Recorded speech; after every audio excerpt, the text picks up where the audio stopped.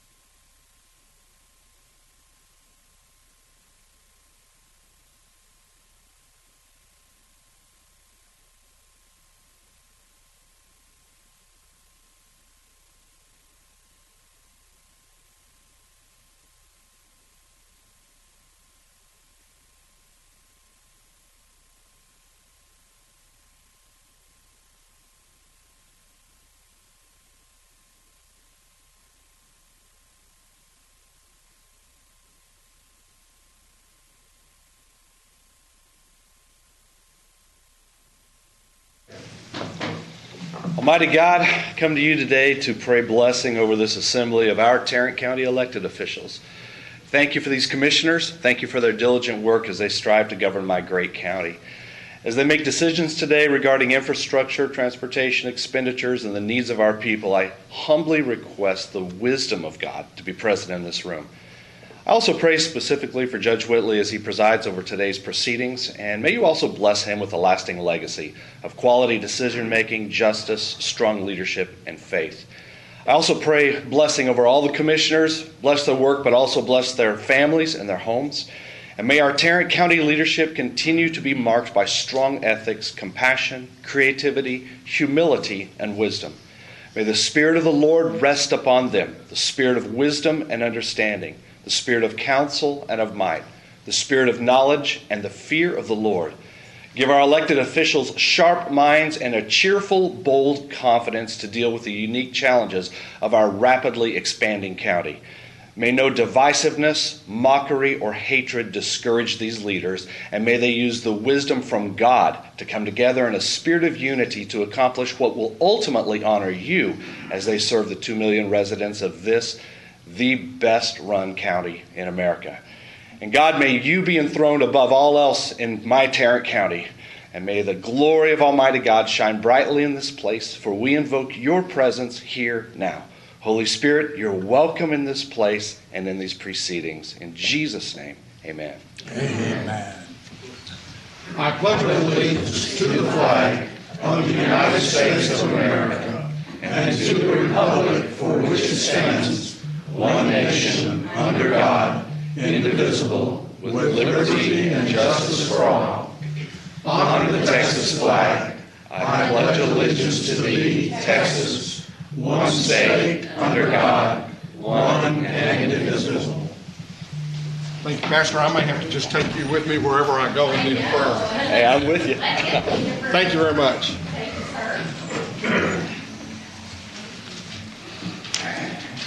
Mr. Manius.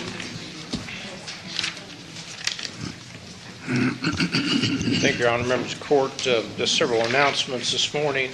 The first is that we've included in your red folders various documents that we're going to be covering today.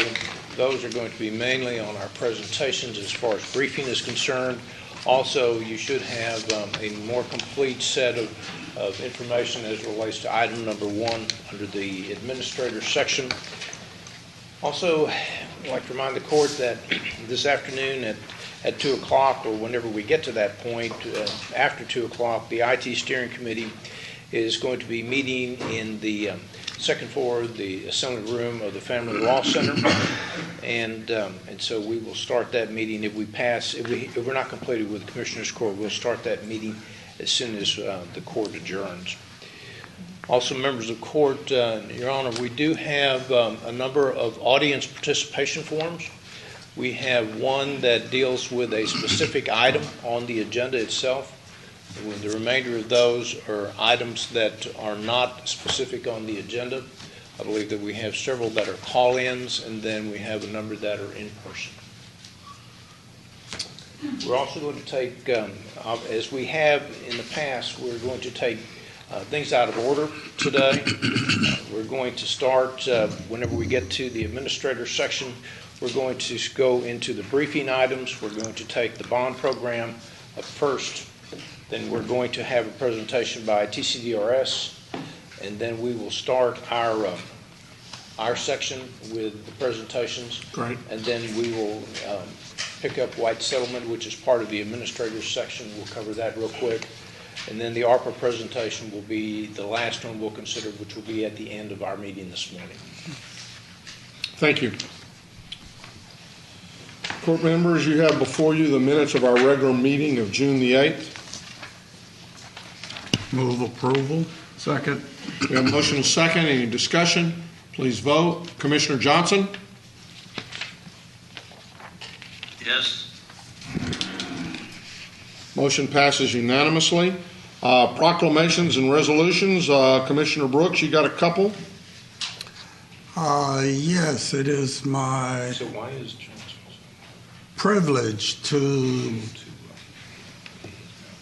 present this resolution of commendation for the Honorable Betsy Price for her service, her 10 years of service as the mayor of Fort Worth. It will be presented to her tomorrow night at Betsy's last howdy. So I present it for ratification only this morning.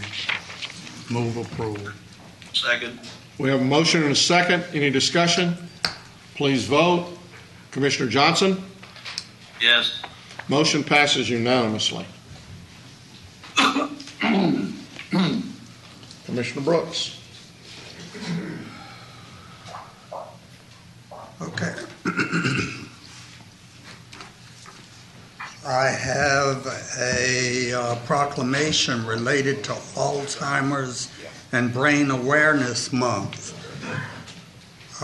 which is June 2021, and it reads, whereas Alzheimer's disease, a progressive neurodegenerative brain disorder, tragically deprives individuals of their memories and leads to progressive mental and physical impairments.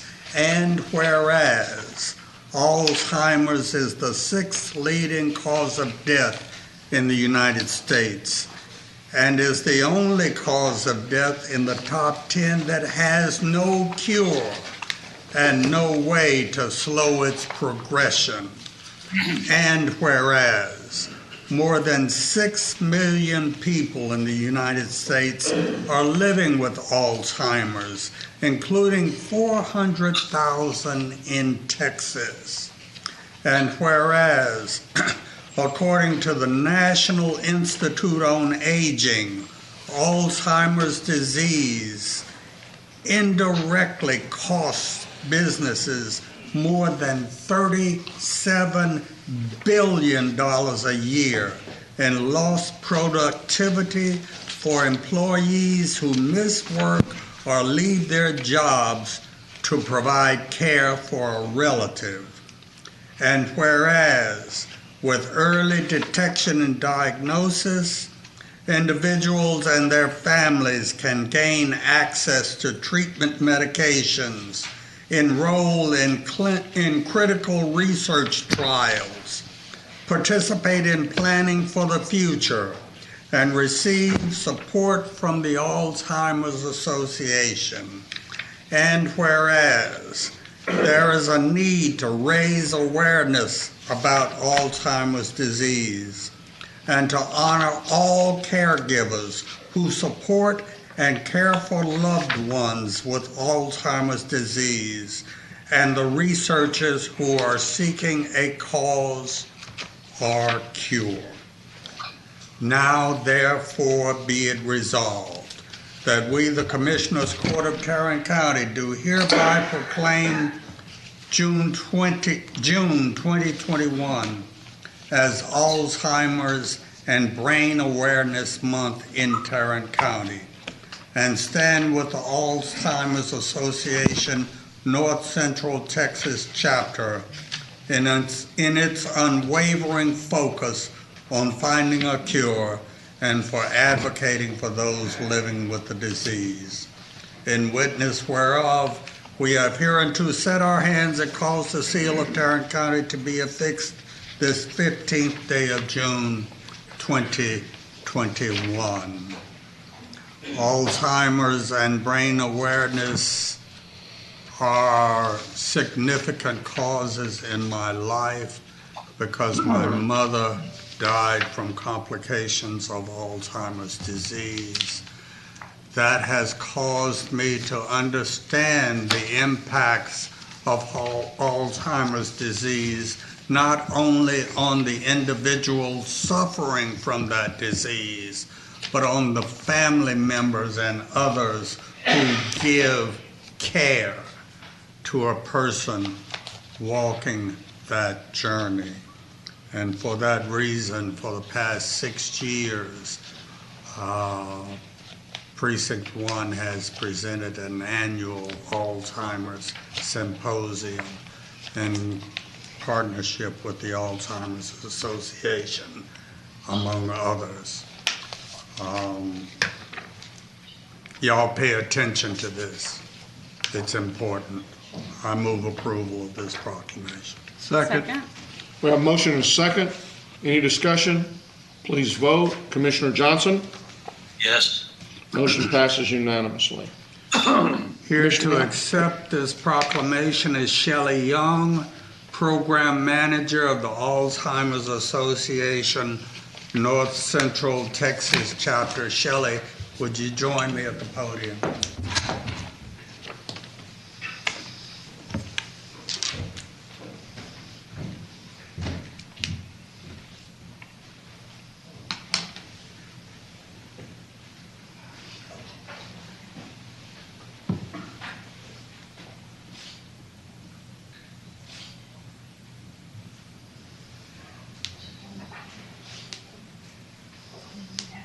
Thank you for coming down. Please have some.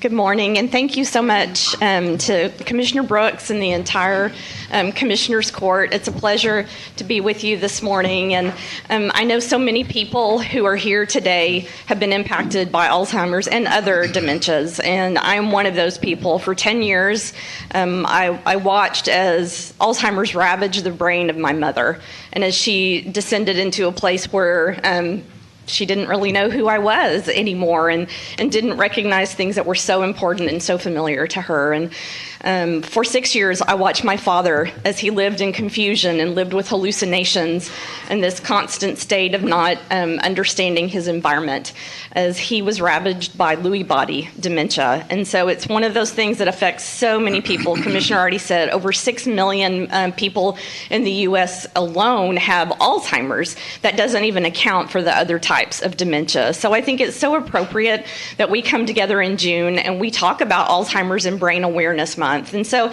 I want to encourage everyone here today to take a minute, remember the people that you may have lost to dementia, support and encourage those folks who are on this journey now, and encourage them to get the help that they may need and may be hesitant to get. And I also want to encourage everyone to take a minute, visit our website, alz.org, or go to the National Institutes of Health and educate yourself just a little bit. It takes less than an hour to learn about prevention tools, and it takes less than an hour to learn about the warning signs and learn how to have a conversation with your physician about what is happening. So please just take that minute today or this month and join us in August. Is August 14th for Healthy Lives Matter. Right. Take a minute for a virtual program on June the 29th. We're going to be hosting Don't Worry About Alzheimer's, Do Something About It.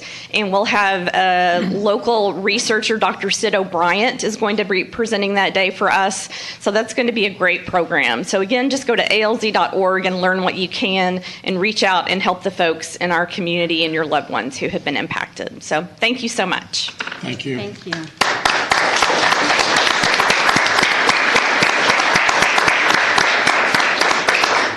Shelley mentioned Dr. Sid O'Brien from the University of North Texas Health Science Center. He is doing major research into Alzheimer's disease, and because of his research, UNT Health Science Center is contributing greatly to trying to find a cure for Alzheimer's disease. So I wanted to recognize the Health Science Center in that capacity this morning. Thank you, Commissioner. Commissioner Allen. Yes, so I have a resolution recognizing Juneteenth, which I know that we have some other folks here as an agenda item to talk about Juneteenth, but in particular, this resolution will be presented tomorrow evening at the Arlington Black Chamber of Commerce's fifth annual Juneteenth event. I won't read this in its entirety, but I certainly understand that there may be some folks that don't understand what Juneteenth is. So I'm going to read part of this. Whereas Juneteenth signifies the day that enslaved Texans were informed of their freedom and the signing of the Emancipation Proclamation in 1863. And whereas it was on June 19, 1865, 2.5 years later, in Galveston, Texas, that approximately 250,000 slaves in Texas were indeed free. And whereas in 1980, Texas became the first state to recognize Juneteenth as an annual celebration and state holiday, and it is now recognized in all but 3 states, but we know that a very local hero here is working on accomplishing that at the federal level. But whereas Juneteenth has taken on an even more importance as Americans today continue to rally for justice here in the United States and around the globe, and tomorrow, June 16th, 2021, marks the 5th annual Arlington Black Chamber of Commerce celebration, and their theme, Still Breaking the Chains of Our Past, Free-ish. It certainly is an apropos colloquialism for how far we've come, but yet still journey to go. So I look forward to presenting this resolution on tomorrow, and then also celebrating Juneteenth with the Grand Prairie community in their parade on Saturday. That parade, in case you would like to attend and recognize this time in history with us, starts at 9 a.m.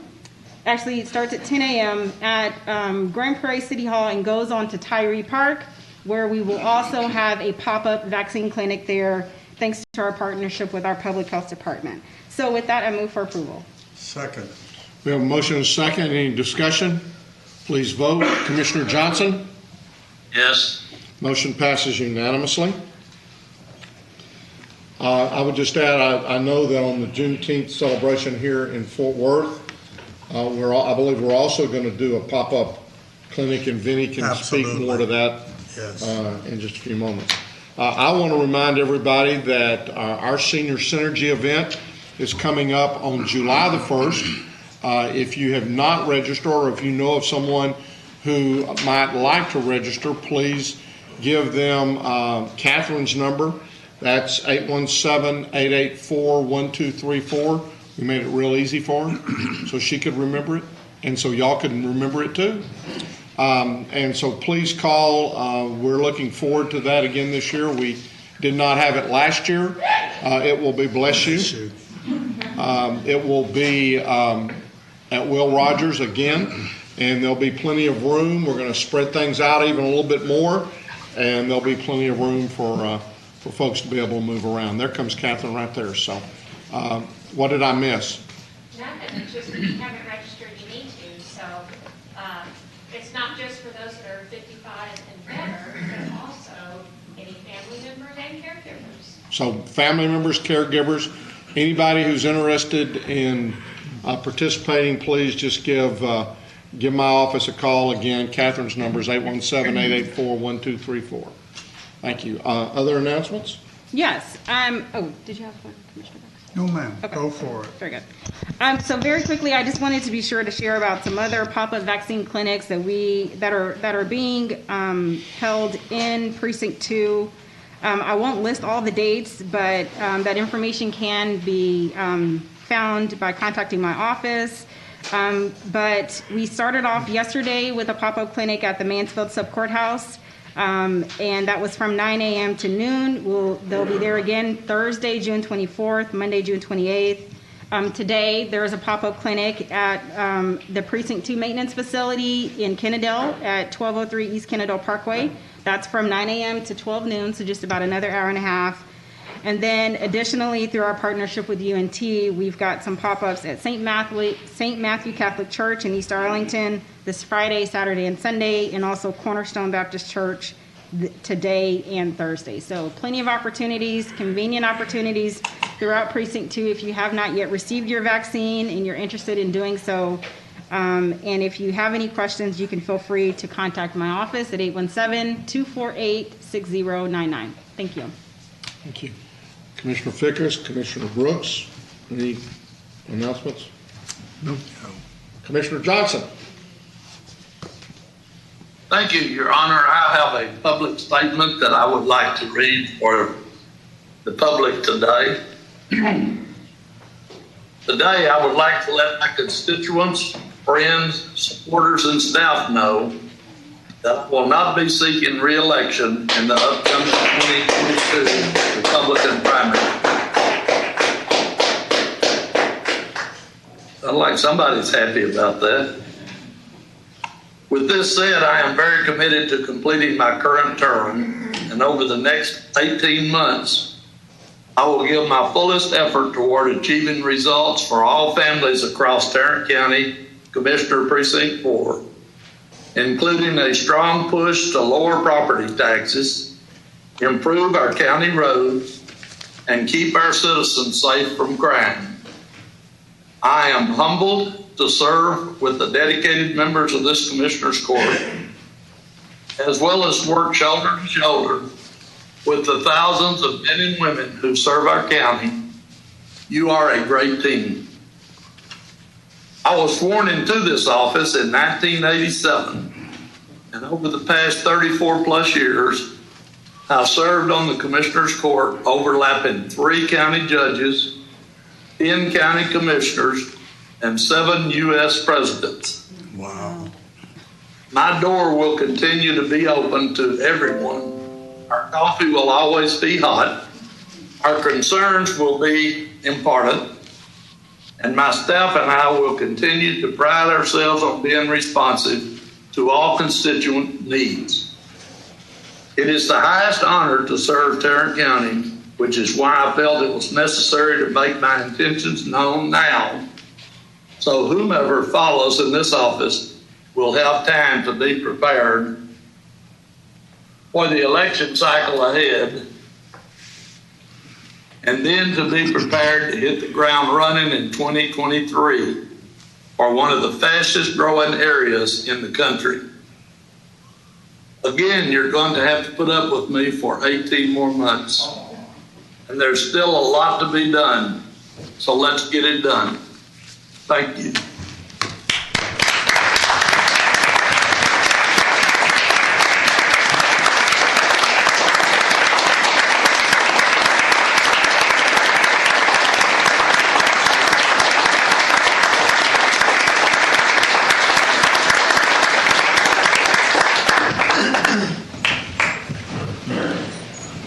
Thank you, Judge. JD, as you have already alluded to, you have been here since all of us came to the county, and I want to just tell you how much I appreciate the mentoring you have done for me, first as a commissioner and then as a judge, and you've meant an awful lot to me, and you've meant an awful lot to this county. You have constantly been very active in making sure our youth and our ag programs, as they came to the Junior Livestock Show, always received some funds, and you never let anybody be skipped over. And your loyalty to Tarrant County and to the employees of Tarrant County is second to none. So I really want to tell you how much I've appreciated the opportunity to have worked with you. What will end up being 26 years for me and 36 years for you, and it's been a fun time. Thank you. Thank you. JD, I want to thank you for your role as the senior member of this court. You've always taken that role seriously, and you've always had an open door for those of us who were junior to you. All of us are junior to you. To come in and discuss issues that affect our entire county. You've always kept an open mind. When we have disagreed, we have done it without being disagreeable. And we've done it in such a way that it did not carry over to the next issue. In that way, we always maintained a relationship that allowed us to be able to get things done. I don't know what you've got planned for the next adventure in your life, but I wish you the choicest of God's blessings as you go forward in life after Tarrant County. Congratulations, my friend. Thank you, Roy. JD, I appreciate your wisdom that you have brought all of us to this court. I'll never forget all the Tuesday mornings we would pile in your office and listen to you talk about, what you've done and what has happened here in Tarrant County. And I know everybody in Marlin and down that way, they're all real proud of you. And I know that monument's down there somewhere. The one honoring you that I've been looking for there in Falls County. But you made all them proud and all of us proud. And it's been an honor and a great privilege to serve with you. So you carry on, have a good life, and we'll see you. We're going to see him here. I hope we're going to see him back here in a couple of months. I'm not leaving for 18 more months, Gary. I know by this time next year they're going to be saying, "I thought y'all were going to be gone by now." Not so lucky. Commissioner Johnson. So I certainly appreciate the words of sentiment that my colleagues have shared, and I agree with a lot of them. I'm going to keep my words short, and I know you're surprised by that. But I will say that I appreciate shortly after I was elected, before I was sworn in to serve on the court, you welcomed me out to your office. We talked about dominoes. We talked about what life was like growing up in the country. And I knew right then that you would be someone that I could work with, someone that I could learn from, someone that I could appreciate, as Commissioner Fickus has shared, is your wisdom. I especially appreciate, and Commissioner Brooks alluded to this about making yourself available, is that anytime that I called for your advice, you always either answered the phone on the first or second ring, or you called me back very quickly. I appreciate that. And I, as Judge Whitley has shared, I definitely admire your steadfastness and commitment, yours and of your entire team, to the junior livestock. I really enjoyed seeing the pride and admiration on the faces of those participants, and the fact that you did make sure that every single participant, every single student did receive recognition for their hard work. And those are seeds that you have planted that will take years to come to fruition. But I know that that's gone a long way in the lives of some students who probably that may be the only time that their work would be recognized. So I thank you for your service, and I look forward to working with you for the entirety of your term. And my words are actually not so short after all, but you're also not surprised by that. Thank you very much. And I would just add that JD has certainly always been committed to the citizens of Tarrant County, but he has also served as the president of the West Texas Judges and Commissioners Association, of the State Judges and Commissioners Association, and as the president of the Texas Association of Counties. So wherever I go, people ask, how's JD? Tell him I said hello. We appreciate everything he's done for not only Tarrant County, but also for West Texas and for the state as a whole. So I'm sure this word will get out quickly, and you'll be getting a lot of thanks, and we're going to miss you. But again, as we both need to keep adding, is we're still here for the next 18 months. So don't get used to not seeing us too soon. With that, you bet. With that, we're going to. I'll put before you the consent agenda. Move approval of the consent agenda. Second. We have a motion and a second to approve the consent agenda. Please vote. Commissioner Johnson? Yes. Motion passes unanimously. Okay, we have a public hearing this morning. Come on down. Welcome. This is your first time to... First public hearing. First public hearing. It is. Good morning, Your Honor. Morning. Good morning. Commissioners. This public hearing is generated by a substantial amendment that increased the project in Euless Senior Center project. The original request was for $263,533. The increase is due to some items that needed to be added. The grant will pick up that increase of $119,244, and I stand for any questions. Okay, at this time, I'll open the public hearing and ask if anyone here wishes to speak to this matter. There appearing to be none, then I will close the public hearing. Do we need to take any action today? Not this week, we'll take it next week. Okay, thank you very much. Okay, now we're going to move to, I believe, the briefing items. Right. Your Honor, we have several items that we're going to go through before we get to the administrator section. The first one is the Tarrant County General Obligation Bond Program.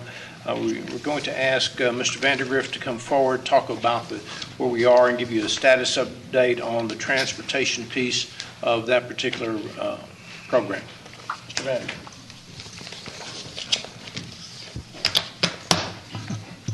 Good morning. Morning. Good morning. How are It's you? a privilege and pleasure to be with you again this morning.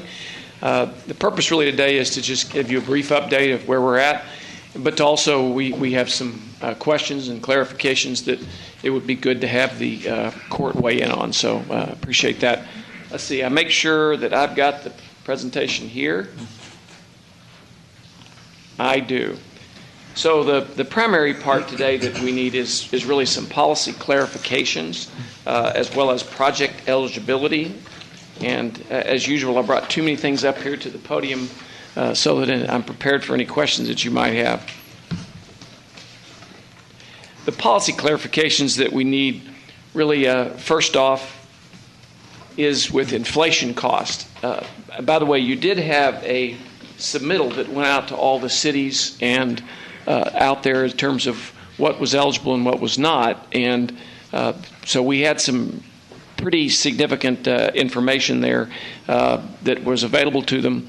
But being the cities and looking to do as much as they could, I want to make sure that you remember that we have roughly $800 million worth of project cost from the various cities inside the county that are asked to participate in this, which is roughly 4 times the amount that you can match.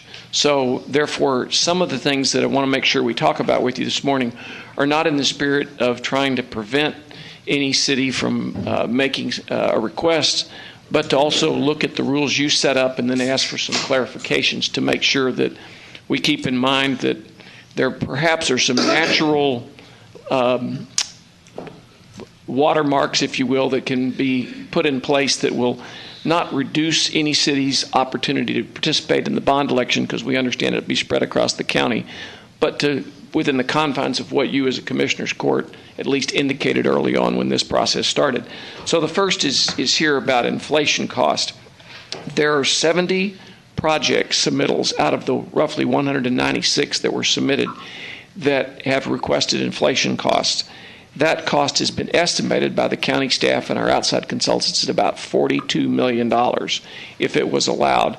We're not going into these projects what their ranking will be. We haven't seen that yet in terms of the recommendations from the consultants. The committee's not taken that up yet, but we do know that this is a hard number that based upon the inflation cost. So really the first question for you, and I'm not sure if we need that answer today, but I think we will by the time of our committee meeting, which will be a week from this coming Thursday on July 24th, where we'll start the process over the next 6 weeks of really diving deep into these projects. So, You mean June 24th? I'm sorry, June 24th. I apologize, Judge. And so inflation cost is one of those areas where if we took that out and did not consider inflation cost, then obviously your potential, along with the others that we'll talk about, would allow you to increase the coverage, if you will, of the dollars that you have from the county. So with that, and I want to point out too that this is coming to you in concert with the very capable, able work of Freese and Nichols, and also the transportation department led by Randy Skinner. So they've done an excellent job of moving this forward in a short time frame that we have. So with that, I'll give you my personal thought. Again, this is being a limitation based upon what you talked about within your frequently asked questions that went out. I think it would be a personal recommendation that the inflation cost not be added or allowed, but if it was, that you at least potentially consider reducing that cost. So again, I'm going to defer to Randy and the crew. They may want this answer today, or it may be able to be had with further discussion next week. So I'll ask. Not sure where Randy is. Randy, come on down. Randy, what did we do? Did we take into account the inflation last time? Actually, no, we did not. I didn't think And so certainly there were some of the projects that did encounter inflation, as you can imagine, over a period of time in that program, but we did not include that. So when a program came before us that we had budgeted for, I'm just going to use an example, 20 million, 10 from us, 10 from the city, and it was now going to cost 24 million, what did we do? It was a responsibility of the partnering agency to cover that additional To cost. absorb all the inflation. And certainly, the court member has the opportunity to use discretionary funds if they so desire to offset that, but it's usually the responsibility of the partnering agency. Okay. Any feeling one way or another among the court? Yeah, I do. I think a real good example, I have a problem with not putting it in because we had a very good example of what happens on our juvenile detention center, which due to a lot of different issues was probably 12 years from the time it was approved by voters until we really got into it and worked the bids and the numbers, 12, 13 years. And we came up substantially short on that project, dollar-wise, that we had to make up. There was no partner. It was not a road project, but it's a construction project. In the 2006 bond program, we hit a recession in 2008, 9, 10. And concrete prices and steel prices dramatically dropped. and we were able to do significant road projects and save significant, I mean, literally millions of dollars that went back to all the commissioners as discretionary funds because of the economy. If it had gone the other way, there would have been a number of projects we probably would have never done if the cities had to step up and cover that cost. That would be my biggest concern. If I could address a couple things, and I very much appreciate that. Two, as one is 70 projects. The call did not specify that inflation costs could be included, but being entrepreneurial, communities across the county, 70 of them submitted for inflation cost. If you allow inflation costs at that 70 with 42 million at a roughly a 4% rate over that time, then you're going, in my opinion, open up to the other 126 also being considered inflation costs. So legitimately, your 200 million could be eaten up at this kind of rate to the tune of about a quarter of the money that is actually out there, which is going to reduce the number of projects that you could actually support. And then the second point I would like to make, and having been involved in construction of projects across the state, that you are making an incredible offer to the communities here of this 200 million call for projects that is making projects happen that otherwise might not happen. And that's incredible. And so, but the inflation cost will reduce the scope of what you can do.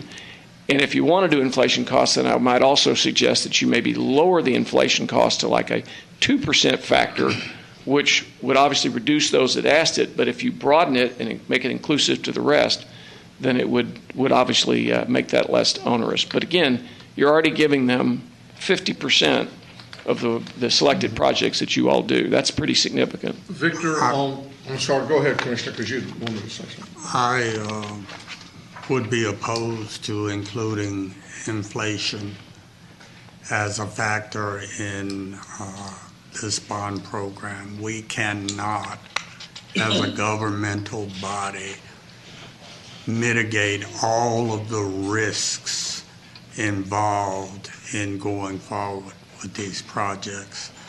I agree with Chairman Vandergrift that our 50% participation in this project, in all of these projects, is highly significant. It is catalytic. And for us to dilute the impact of our efforts by trying to include inflation costs, it would reduce the effectiveness of this bond program across the cities in Tarrant County. There are all kinds of risks.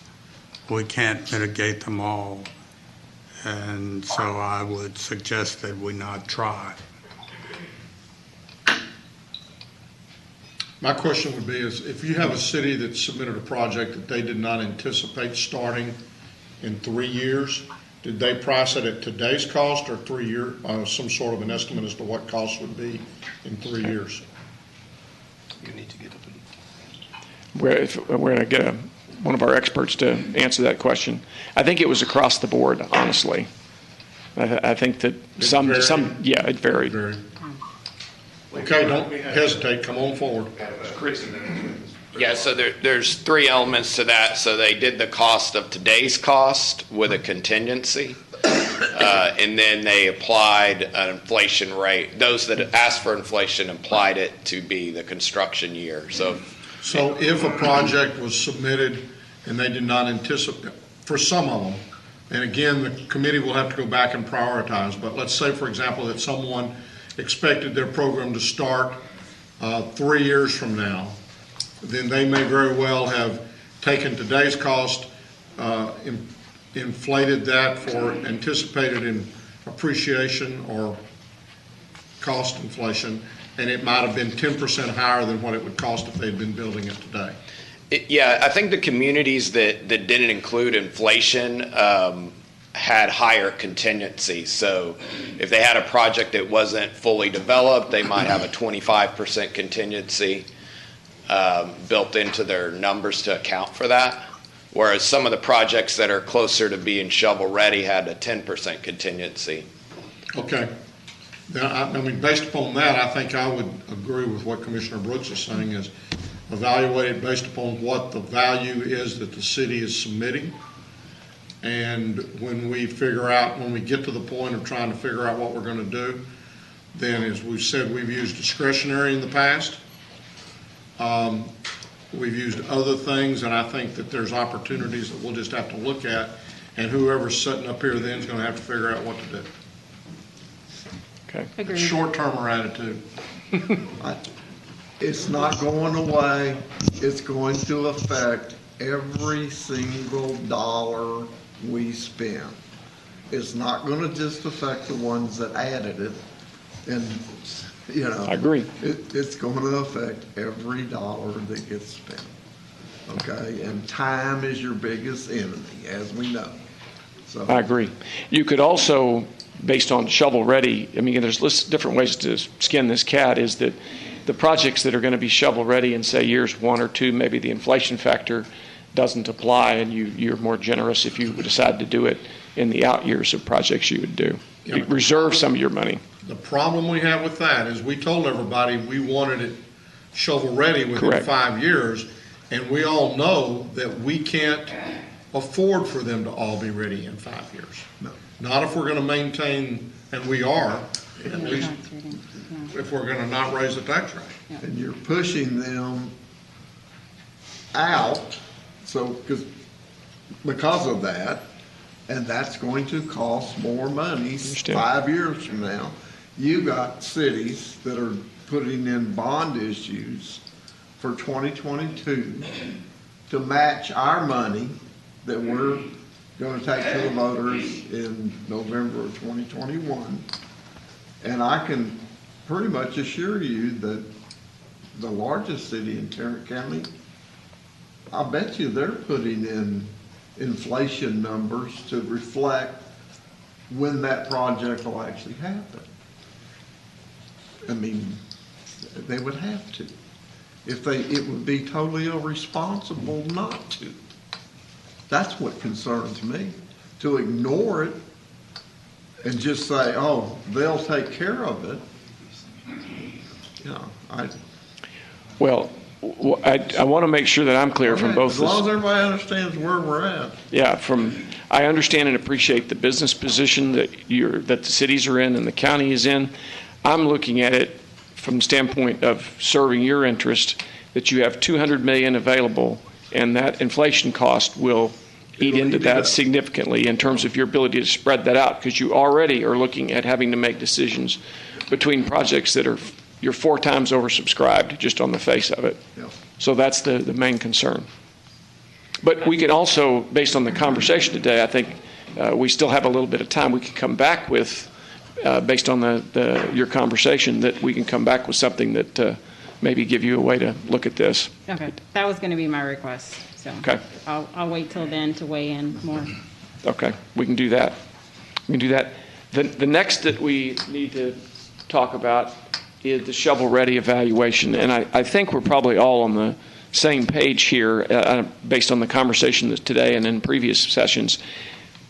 But we're looking at this is kind of the way we're looking at the projects, 1 year, 2 years, 3 years. But again, knowing the money, and you brought it up here today, could be spread out for as long as maybe 10 or 12 years before it actually all hits the market. And so there may be some projects that this committee, I don't know that they'll be that way because they're supposed to be shovel-ready, but there could be some projects that are farther out based on the evaluation of our professionals.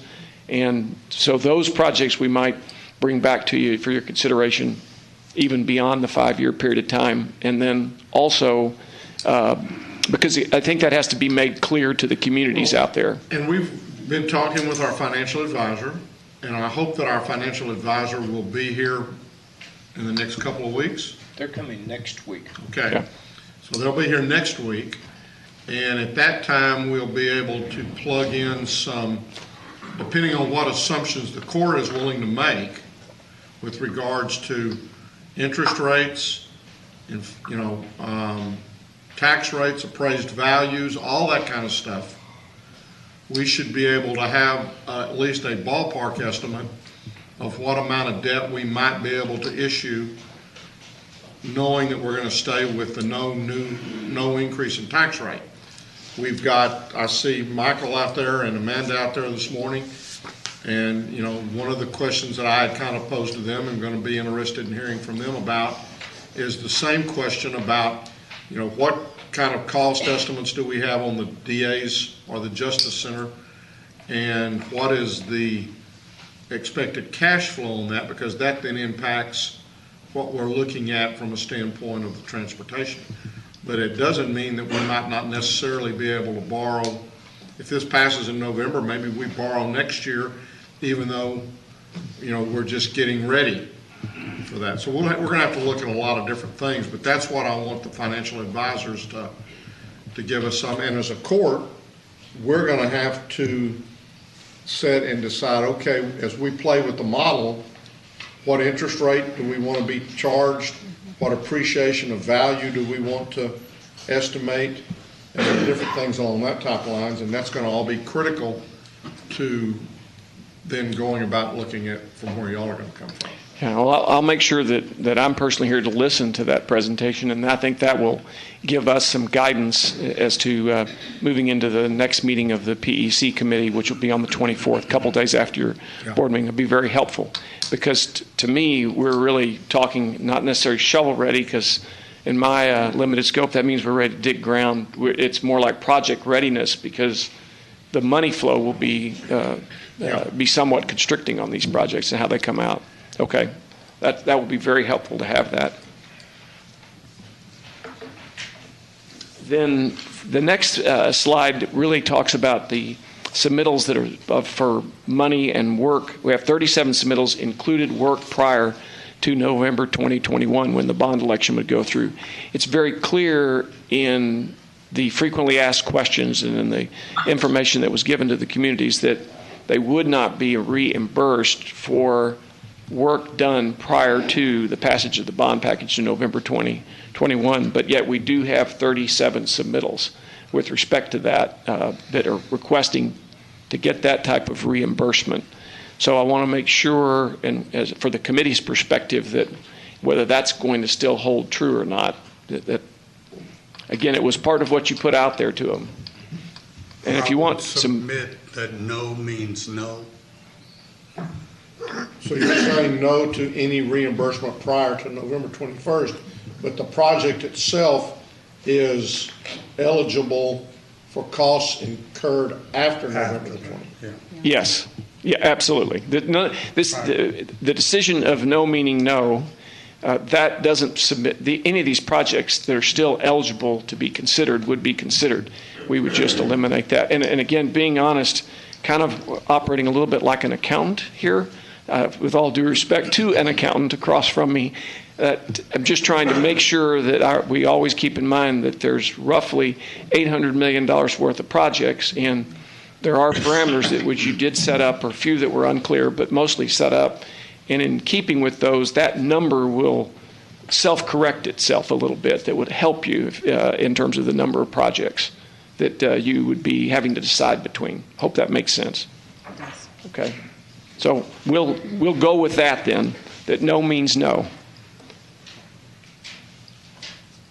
And then kind of this also goes to the same topic in terms of no meaning no, potentially. The trail projects and drainage projects were specifically indicated in the frequently asked questions and the information given to the communities that those could be considered as part of a countywide initiative program, yet to be decided. And of course, that's the purview of this course to make that decision. But they weren't specifically included in the call for projects, and specifically drainage projects were, unless they were connected with a road project, were excluded from consideration. There's a little asterisk that this one that needs to be there all of these drainage projects are in Arlington, Texas, which is my hometown, and Commissioner Allen, they represent them. But that's the only community that's submitted for drainage projects. Now, some of those, and Randy could certainly tell us, or Chris, some of those projects may be eligible for funding based upon they're connected to a road project. But I think most of those are pure drainage projects. And again, kind of going to the theory that Commissioner Brooks put out, no should probably mean no. My theory is if you can't drive a car on it, I'm not going to be real supportive of it. Okay. I would, Agree with that. I agree with the no meaning no in this context, but I think it's important, and I've mentioned this numerous times, that not everyone in our county has a car. So we still need to be thinking about ways to get people around for precinct 2, to school, to work, and to the doctor. Those are priorities. There's nothing luxurious about trying to make it to and from those things. So if it's associated with a road project, then, and if that's in keeping with our policy, yes. And then otherwise, then obviously it would still come down to the court as a majority deciding not to support or to support a project, so. And let me, to that end, Yeah. let me be sure, I'll put a little asterisk out there. Drive a car over it, a bus over it, or transit run down the rail over it. Rail, not trail. I understand. Yeah, that's, Yeah, again, there may be some of those projects that have that kind of nexus with them. That will sort itself out here shortly. But it certainly is a big number of projects, and it specifically affects one community. So I wanted to make that that one point. community also submitted about half of your total $800 million projects. Well, yes, that one community, if allowed funding for all of their projects, you would be oversubscribed by one city alone. So there's going to be some whittling from that one. For the 2006 bond as well. I mean, in every city, But that's, yeah, you're right. They had their, it was up to That's them what to the decide their committee- strategy if they wanted to submit a few projects or all projects or whatever, so. Yeah, I agree.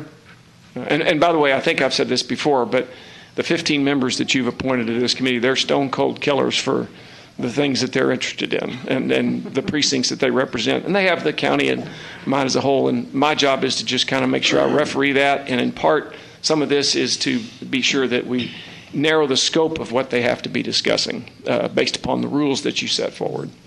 Thank you, Victor. All right. And the same kind of goes to the trail projects, but I know that some of you saw the presentation that Michael Morris gave to the RTC a couple of weeks back, and he's very focused on the big trail along the Trinity River, and there's certainly opportunities for the county. I've had the bikers circling the building on me before. I bet. All right. Okay, well, with that, I think, and I'll ask Randy if we've covered everything that we need to, but I think we've gotten the key issues that we need before you here. So, Randy? First of all, I want to thank you, Victor, for your help and support with the Project Evaluation Committee. I think we covered pretty much most of the questions that I think were brought up. One of the questions regarding some of the trail projects and bicycle and pedestrian, I believe, and Jake, I'm not sure if there is some conversation with our bond council with regard to the eligibility for those projects. If that's an issue or not. So we will, we need to do a little more research on that because there may be, and we'll need to work with the DA's office also because to determine if the county has jurisdiction or the legal ability to fund some of those issues. We've had those conversations already, and we're continuing to have those conversations. So, You mean transit? well, transit is one of them, and I think that's pretty much answered. But issue of trails, and anything related to transportation, that's when you see like the drainage piece of that. If it's not necessarily tied to a transportation project, then we may be overreaching some of our authority. And so, but I think that we'll be able to work through some of that, but some of them may just simply not be available for funding simply because of the legality of it. Well, and correct me if I'm wrong, but and that still doesn't mean we might not work with them. but most of their drainage projects, shouldn't those be eligible for the ARPA funds? Yeah, and I'm glad you brought that up, Your Honor, because quite frankly, there's a lot of these things that may fall out because of the funding issue that do not qualify for the bond funding, but there is such a large amount, and you're going to hear this later on today, there's such a large amount of money that's coming down, and not just to the state and locals, but in these different revenue streams that can help.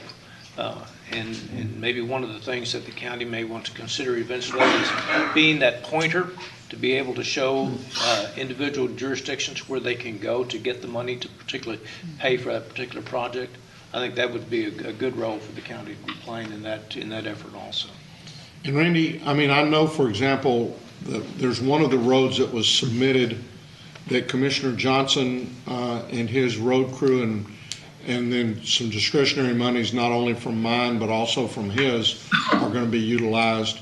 Have those projects been eliminated? I'm glad you brought that up, Judge. We're actually, we did get some feedback from the court members on which projects they would like to use discretionary funds from the 2006 program. And so we're now compiling that, and hopefully we'll be able to get that to our consultant soon so that we can remove those projects or at least flag them in that list. But we're working on that part of it.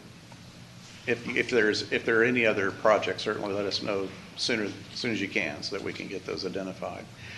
And I would also leave you with this. Our consultant is we're meeting with the cities, each one that submitted projects to us, just to make sure that we understand their submittal, understand their schedule, and their funding requests. So we're still in the process of working through that. Thank you. Victor, thank you. Thank you, and appreciate it. I'm just trying to help you call the balls and strikes. I hear you. We'll get this through. Thank you. Is your daughter going to interview you about this when you leave the room here? No, Judge, I send her to you on those things.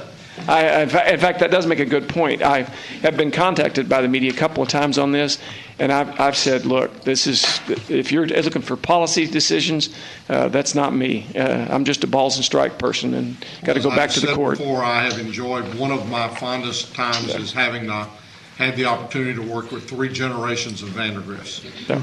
And it's been a great pleasure. Indeed. You got the best one as the third one.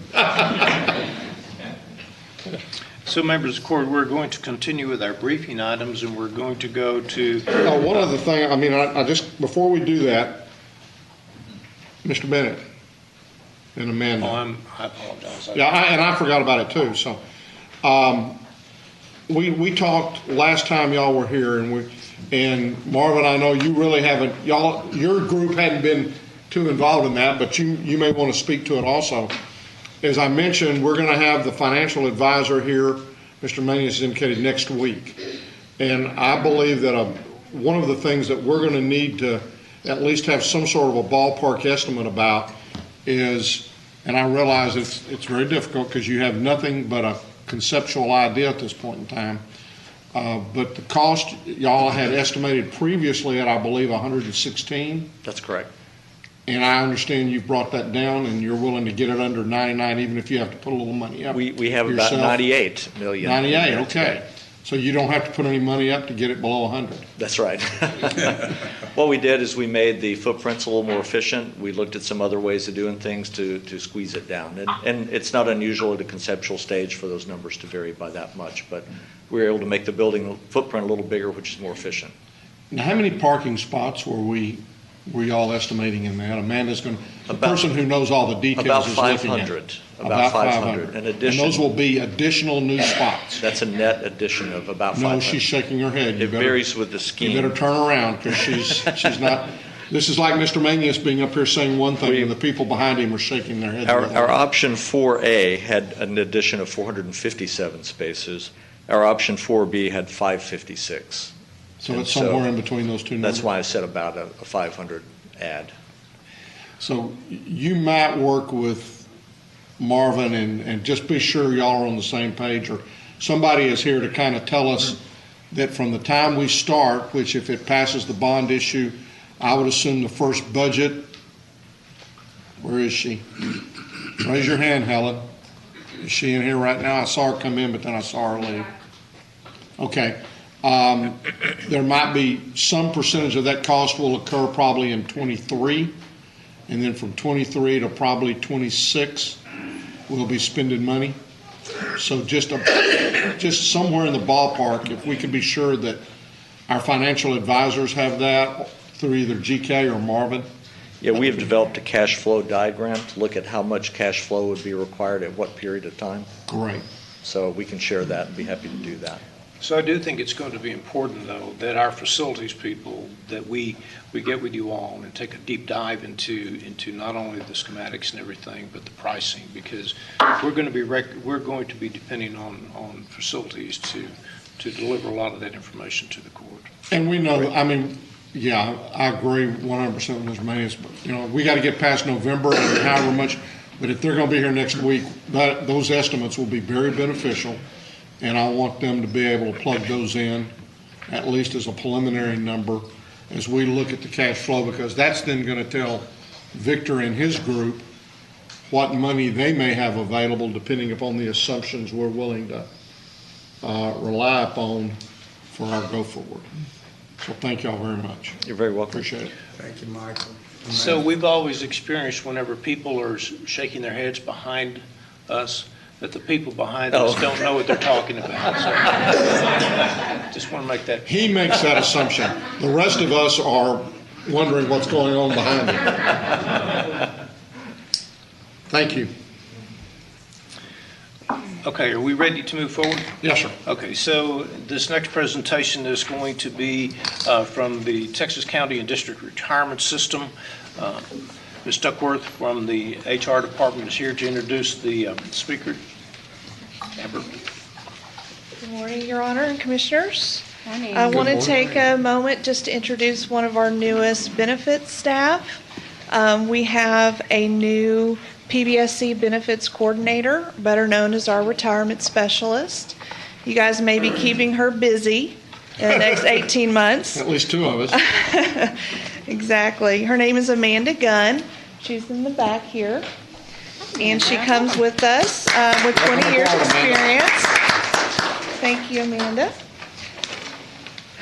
So it's time for us to give you our annual update from TCDRS. And Erica Aguilera is here with us today. She was with us virtually last year, so we're excited to have her here in person today. She will spend a few moments talking about the plan and investment returns and any funding requirements that we have. So this is just a briefing item. No decisions will be made today. We'll come back to you in the future with decisions and discussions about our funding rates and about possible COLAs. Erica? Welcome. Good morning, Judge and Good morning, Commissioners. Erica. This is my first trip in 15 months, and I'm honored that it's at Tarrant County. We're honored to have you. Thank you for having Getting me. ready to say it's really good to see you in person. So. Thank you. I feel the same way. I am so I'm just going to smile the whole time. This is my first trip, and everything's been wonderful. So thank you. Thank you. Good morning to you, GK. And to our newest trustee, Chris Taylor. It's so nice to have met you in person. Thank you. We're very happy to have him serve on our board. So we have not only the chair, and she's... Okay, open the door again. She's sitting out there on the bench, texting. Mary Louise, if you hear me, stick your head in. Here she comes. Maybe. Yeah, here she comes. She's sticking her head. Oh, wait a minute.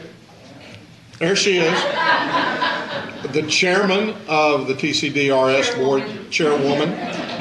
And we now have Chris Taylor, who is our newest member on that board. So yes, we're well represented. Very well represented. That's extraordinary for Tarrant County. Very, very good. It is. And we get the most wonderful compliments about our leadership, so thank you both. Today, as I was introduced, it's really just a briefing on the status of the system. I like to do this every year for your court. And I like to present our returns from the previous year, and then always let you know where we stand mid-year, just to give you an update. As you know, we continue to grow every month. On average, 25 districts join our system. We already have every county except Motley. We're hoping to get them one day. But we are growing with just word of mouth. People learn about us, and if they are governmental entities, they can join our system.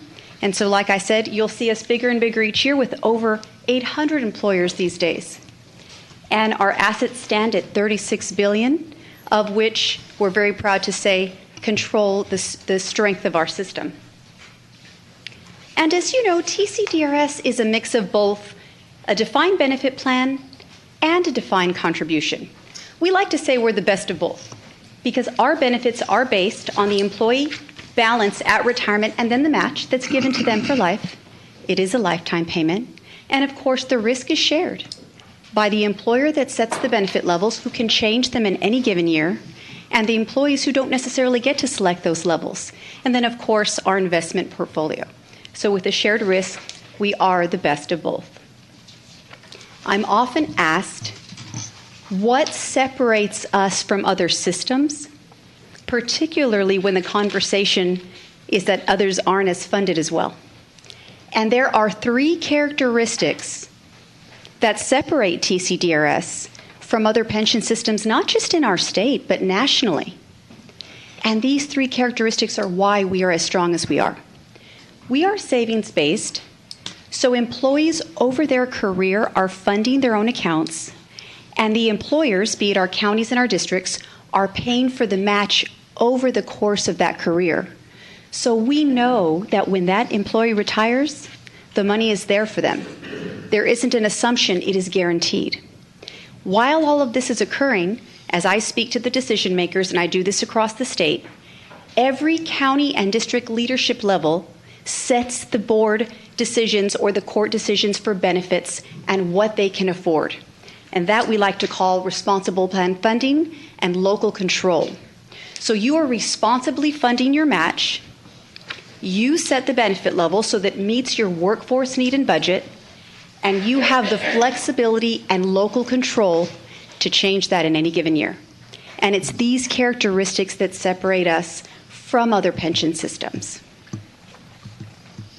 When we take a look at Tarrant County specifically, your employees save 7% of their income each time they get paid. It goes directly into their TCDRS accounts.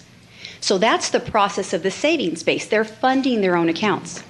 While this is occurring, we are counting a 7% interest earning each year. So the 7% deposit is monthly, and compound interest is acquiring each year as set by our legislature. Now, the match that is also determined by this court can be from a variance of 100% to 250, has been for many years our system-wide average of 200% for Tarrant County. That goes to say that it's $2 for every one of their dollars when they reach eligibility and are ready to retire. As a system, in 2020, TCDRS paid out $1.7 billion in benefits, but to Tarrant County zip codes, over $83 million benefit dollars were paid. And the reason that's significant is because we look at economic impact studies every 4 years, and we find where our retirees are settling and living the remainder of their chapters, and they're in their own hometowns, 96% of them. So when over $83 million is paid back to Tarrant County zip codes, where is that money going?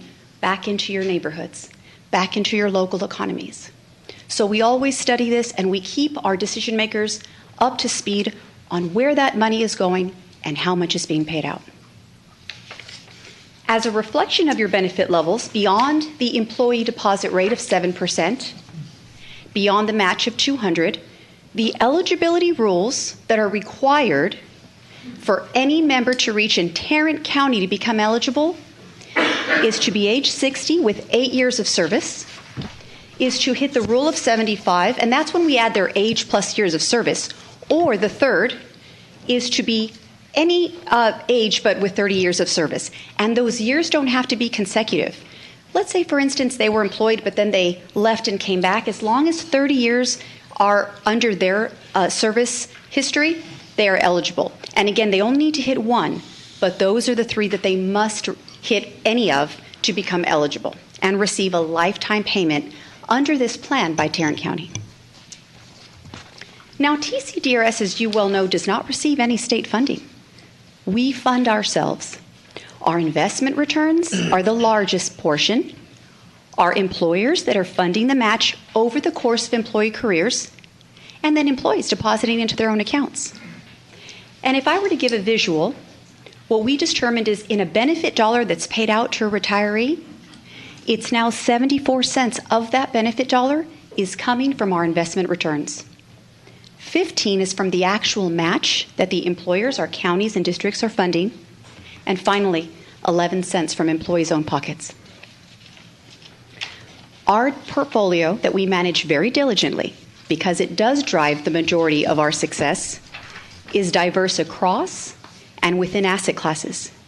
And while I am not an investment manager, my job is to answer questions or provide information that you might have by going to them directly if you ever have anything in particular you'd like to know.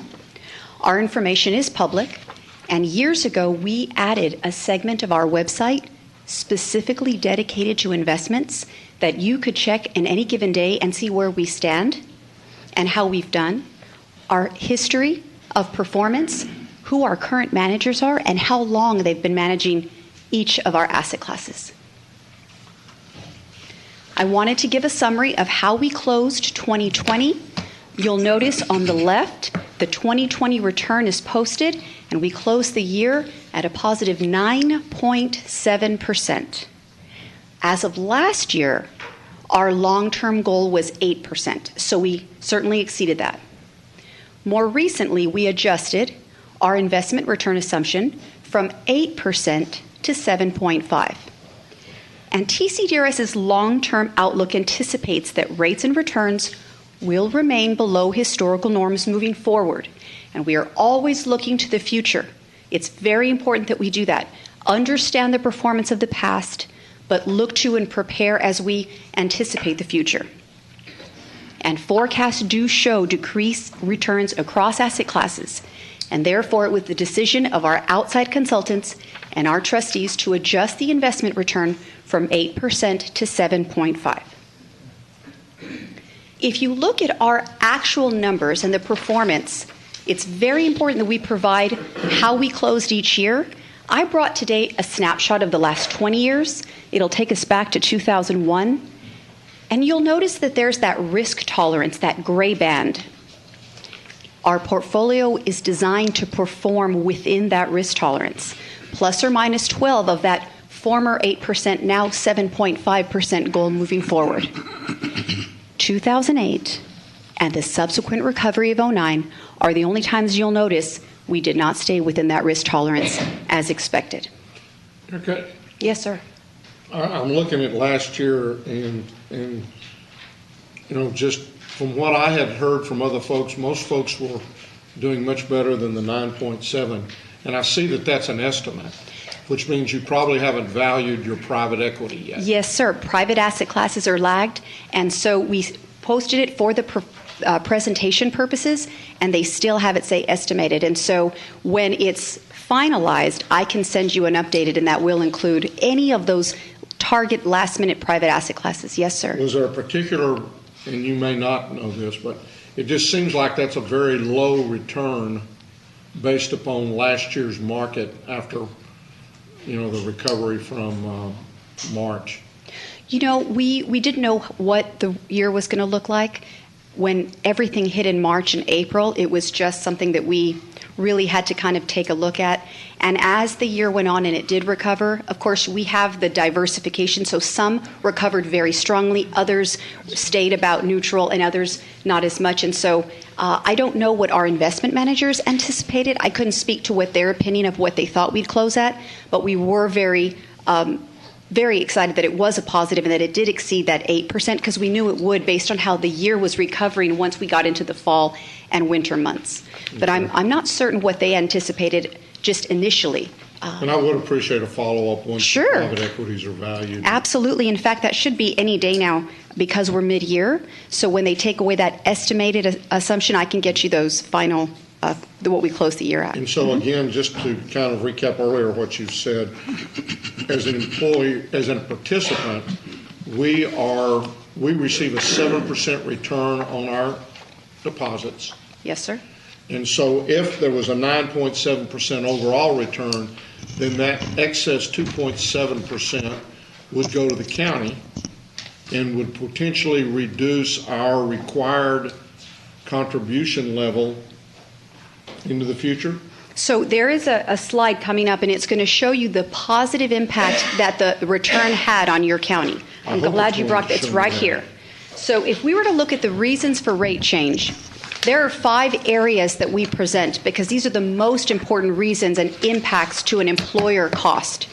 The first one being any plan changes you might have adopted. You didn't make any plan changes last year, so that there is nothing to stand there. Our investment returns, it's a 0.04. Again, it wasn't as higher, but there was that impact. How can we have a 9.7% return overall where, again, we've got, let's just make the assumption that we've got 7% toward the employee.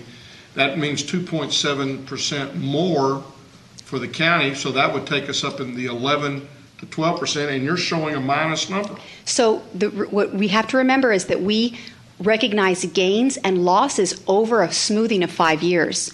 We don't recognize the gains immediately in one given year. So if we have a positive investment return, we'll recognize it over the next 5 years, and simultaneously, when we have a negative return, we smooth that loss over 5 years as well. So if you can imagine for me, Judge, there's a pipeline, and in the pipeline you have gains and losses that are being smoothed over time. So it's not an immediate recognition because that would cause rate instability. If we had a gain and the rate immediately decreased or increased, so the smoothing a period of 5 years, if you will, allows for more rate stability.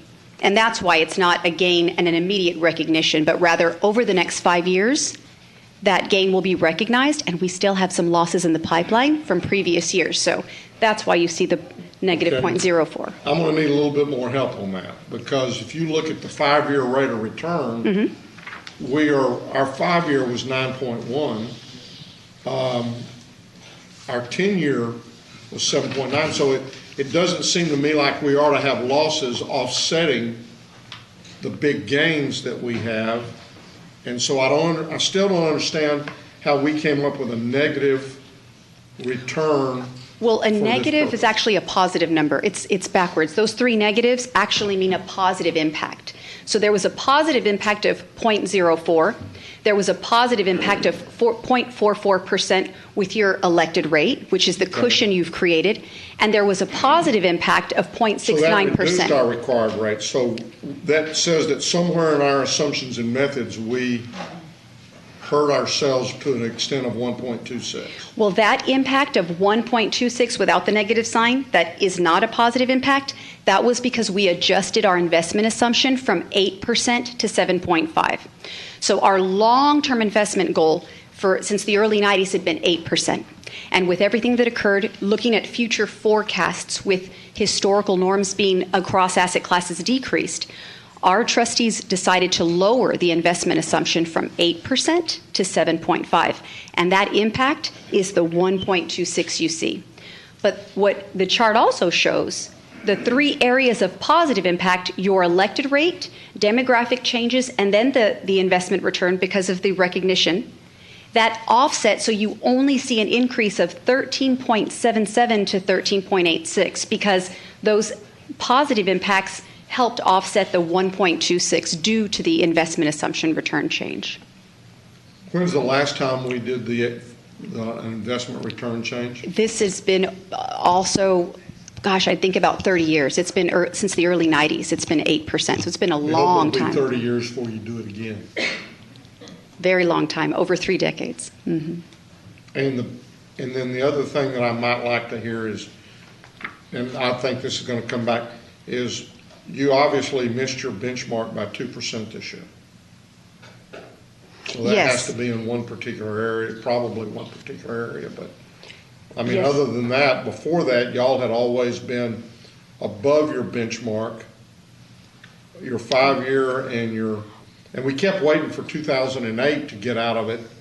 And that would have gotten out of the 10-year, it's still in the 15-year, but your 5-year is down a little bit, but apparently this year something happened. And again, maybe it's private equities, and maybe once the private equities are valued, you won't be below your benchmark that much. Very true. And in fact, as soon as I have that number, I will send it to you, and we'll see how close, if not on target, it might be with that close, and it's no longer estimated. Yes, sir. Okay. And then, Erica, do you anticipate in the conference in July having someone from your team to kind of go deeper into the numbers? Absolutely. Our CIO, Casey Wolf, is addressing. Yeah, I couldn't remember his name. He did Yes, a great ma'am. job. I guess we didn't have one in 2020, so in 2019, which is Yes, very ma'am. helpful to me. Yeah. He's giving an entire section on our investment returns, and he's talking about what happened in the course of 2020. He talks about why we made the adjustment to our investment assumptions, and then the future that we're looking forward to. So, yes, ma'am, he's going to give an entire session on that. And we have an executive panel that will Do you have your Social Security lady coming again? Yes, we do, Judge Whitley. She's there for 2 hours. She's fantastic. She is, and she'll be there as well. Absolutely. Thank you for asking. So even with the assumptions that decrease or that have somewhat of a negative impact, if we do better than the assumptions, then that's going to be our gain. Yes. I mean, we say 7.5%, but if we actually do 8%, well, then that 0.5% is to the gain of the county. Absolutely. So this is an assumption is simply an assumption. Yeah, but that number affects all of the earnings into the future on the folks who have retired? No, all Or that just the number. ones that have not retired? There's no impact to retirees. The way the number affects us, to your point exactly, it's just an assumption that we will hit that over time. But the goal is to exceed that. And to his point, anything above that is a gain that we pass off to our employers. If we don't hit that mark, well, then the gains can't be passed off. But we're trying to see what our portfolio will get over the long haul future forward. And our portfolio was designed to hit an 8% or greater. Now it's being designed with a little less, 7.5, and you see that impact of 1.26 because if we assume we might hit a little less with the portfolio, then cost to employers go up just a little bit. Well, that's what I was thinking to say. It doesn't affect the retirement, but it does because you now you're going to have to get more money in there.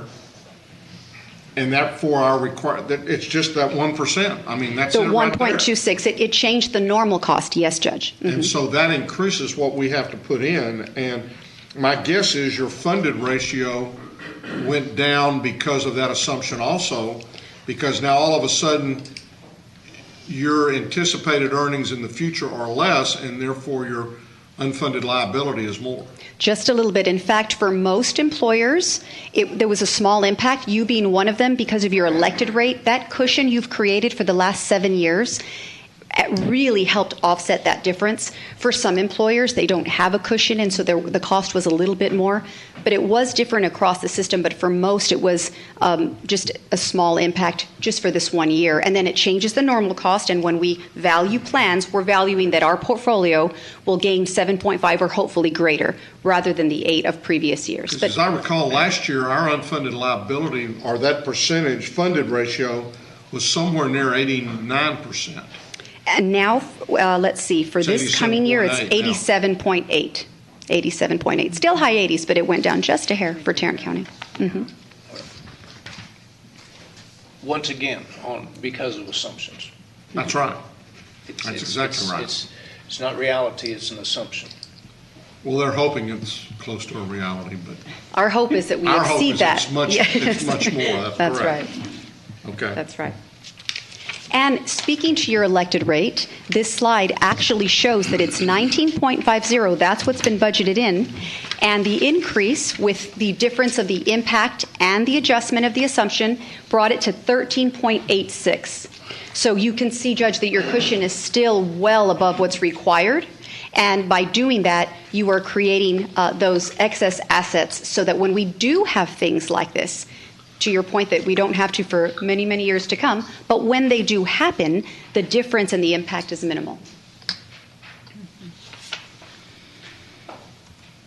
And this just speaks to this again, that for many employers, it was a neutral impact, if not a small one. But because we do look forward and we anticipate rates and returns below historical norms, it was the best decision for the system and the portfolio overall. Our calendar has never changed. I like to come to your court mid-year as I have today, and to give you an update on the system and on your plan. And speaking of returns, when I looked yesterday, this does not include private asset class 1 month lag. To your point, they are always lagging by a month. We stand at 7.6% as of today. For this year? For this year, sir. Wow.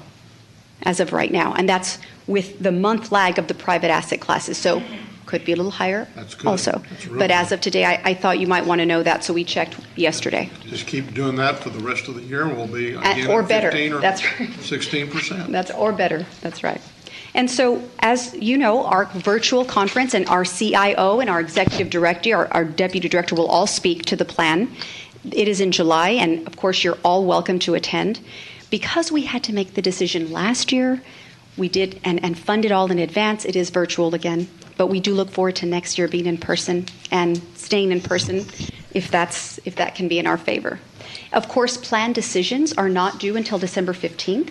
So if you are going to keep your elected rate or make any changes, I know that I often hear from Amber if she needs to talk about the cost of a COLA, whatever it is you need, let me know and I'll be able to get you those costs and December 15th. Have you looked at, or has anyone in your organization looked at the ARPA funds? And, you know, I think to make any change, especially to increase it, would come under scrutiny and be questioned if there were any ARPA funds used to do that. Our legal department is actually looking into that, so I will get you more specifics on how that affects counties and districts. We've gotten that question most recently, and our legal team is looking into that so that we can be clear in writing to you about how that would affect any retirement funding. I mean, because of the fact that our required percentage went up slightly, a little over, well, no, almost 0.09%. Yes, sir. We're not talking about enough to probably worry about it, but that, you know, I could make an argument that we could increase our actual rate and not do that, but I'm not sure I want to risk it for 0.09% of a deal. I will certainly, I've noted that as a question you've presented, and I'll definitely look into that and get you some more information. I know our legal team was looking over if it was going to have any impact at all. I'll be able to, Because that to being clarify. done at the same time as you lowered your investment assumption, that could end up precluding a lot of folks if they don't want to have any increase whatsoever in that, determined rate, then it could make that difference. Erica, we've done research on that also, and I think that some of our team, if you want some of your people to talk with ours, let us know. Thank you. Because that has been addressed by Treasury, and it's fairly clear, but let us give you some information also. I really appreciate that. I'll absolutely follow up with you on that. Thank you. Erica, and this may be a question for Amber. How many retirees do we currently have in TCDRS, like that are active retirees? For Tarrant County? Yeah. I'd have to look that up because it changes every year, and I don't have an accurate count. Unless Amber happens to know, I can look that up for you. Okay, thank you, Amber. Absolutely. And I did just want to say that you all do a great job. In fact, on Friday, Commissioner Brooks and I were meeting with the Labor Secretary Walsh, and we talked about TCDRS and the value that it provides for not just for our county employees, but obviously for retirees and how important that is. This is a really interesting discussion that we had about, which I'm an elder millennial, but for millennials and folks that are younger than me, what's really important to them in work. And even though retirement is just based off of things that we've seen in our generation, we don't necessarily work for that retirement, right? There are other things that we value, but it's a great benefit to be able to have here in the county and how well run that it is through TCDRS. So really good conversation, but the main point is that we were bragging on how well you all do. with our work here in the county. So thank you. Thank you, and I certainly will pass along your compliment because it's a team effort. And despite '08, the recession, despite living through a pandemic, TCDRS remains very, very stable and strong, and it's the decision-making power of our leadership that understands future forecasting and that understands historical experiences. And that balance of always looking toward the future, I do give credit for keeping us very strong.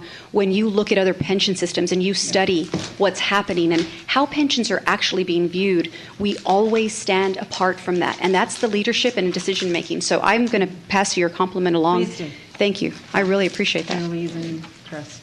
As one who meets all three of the eligibility requirements, I would say to our elder millennial, just hang out. Yeah, she's gonna be You'll appreciate it by and No, by. I'm not saying that I don't. I'm just saying that, already if you're in your 30s and you've been in the workforce 10, 15, years, that, the days of working the 30, 40 years and then you get this Correct. large output, or even for the rest of your life, like that really doesn't exist so much Very in rare. corporate like it used Yes. to. So there are other things that drive the kind of work that we do. But I hear you. Moving right along.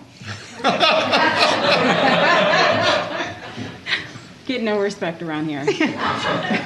None of us get respect when it goes over 10 minutes.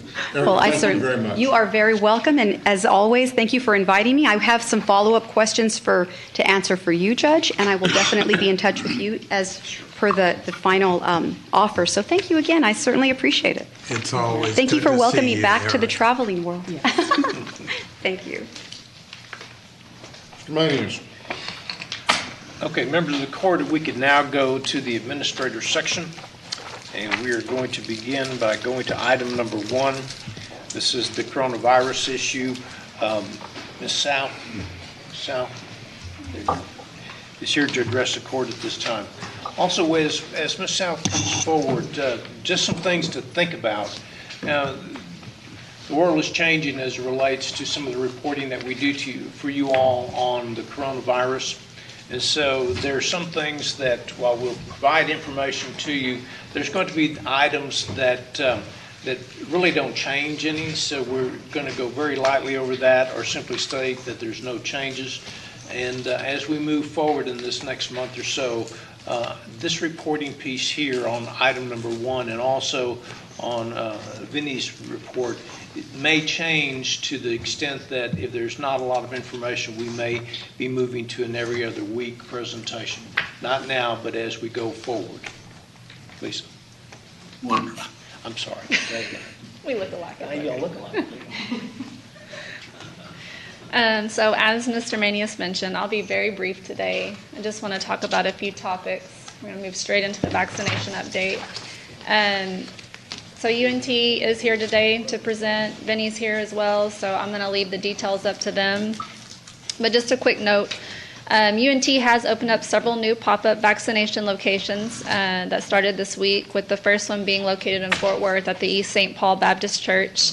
The next 2 sites are also churches located in Arlington at Cornerstone Baptist Church, beginning today from 11 a.m. to 7 p.m., and then St. Matthew Catholic Church, beginning Friday, also from 11 a.m. to 7 p.m. Those last 2 sites that I just mentioned in Arlington, those will run for, I believe, 2 to 3 days, and then we'll pop back up in July for an additional 2 to 3 day period. UNT is also continuing to partner with MedStar for in-home vaccinations to the homebound individuals, and you can visit the Tarrant County Strong page for additional information on other vaccination locations. I know Commissioner Allen sent out a newsletter with some of this information detailed in it, so you can also find that there. And then just lastly, real quick, there are just a few other vaccination location updates I want to give related to some closures. So this is the last week for the Tarrant County Public Health, the Tim Curry Criminal Justice Center site. That will close on Thursday. And then the Wyatt Settlement location that's run by Curative will end on Saturday of this week. And I don't really have any other updates. If there's any questions, I'll be happy to answer them. A couple, with regards to the Juneteenth, have we formalized that or finalized that at this point in time? We formalized the Saturday at Sundance Square. So that will be there. I don't know exactly what time it's going to start before 11. It'll either be at 9 or 10 o'clock. And I know that during the summer, a lot of times, Sundance Square will have kind of a movie night or something along that lines. We might, they've been very cooperative and willing to open that pavilion up. We might check on the possibility of doing that with them as they begin to open things back up during the summer. Okay. They have been very interested in being flexible on cooperating with us with their various events. Yes. Yes, sir. Thank you. Thank you. So we're now going to ask UNT Health Science Center to come forward and do their presentation. Dr. Trent Adams is here to address the. Good morning. Good morning, morning, Judge sir. Whitley, Commissioners. It's a pleasure to be with you again. Happy Tuesday. So the Health Science Center would like to present to you today an update on our vaccine activities with the county. I want to thank GK and Vinny and the team for their partnership. So let's jump right into this. Previously, in a couple of our presentations, you asked for some data on where we were and doing the comparison both nationally as well as locally. So this first slide just gives you an overview of how we look nationally. So we had about 141.6 million people fully vaccinated according to the CDC, and that represents 42.6% of the population that's been fully vaccinated. At least 51% of the U.S. population has received at least one vaccine. The next slide here is on the Texas vaccines. So the trends are that about 44.8%, 45% residents 12 and over have been vaccinated, and about 54.6% have had at least one dose of a vaccine. So that would include both the all three types of the vaccines that have been made available.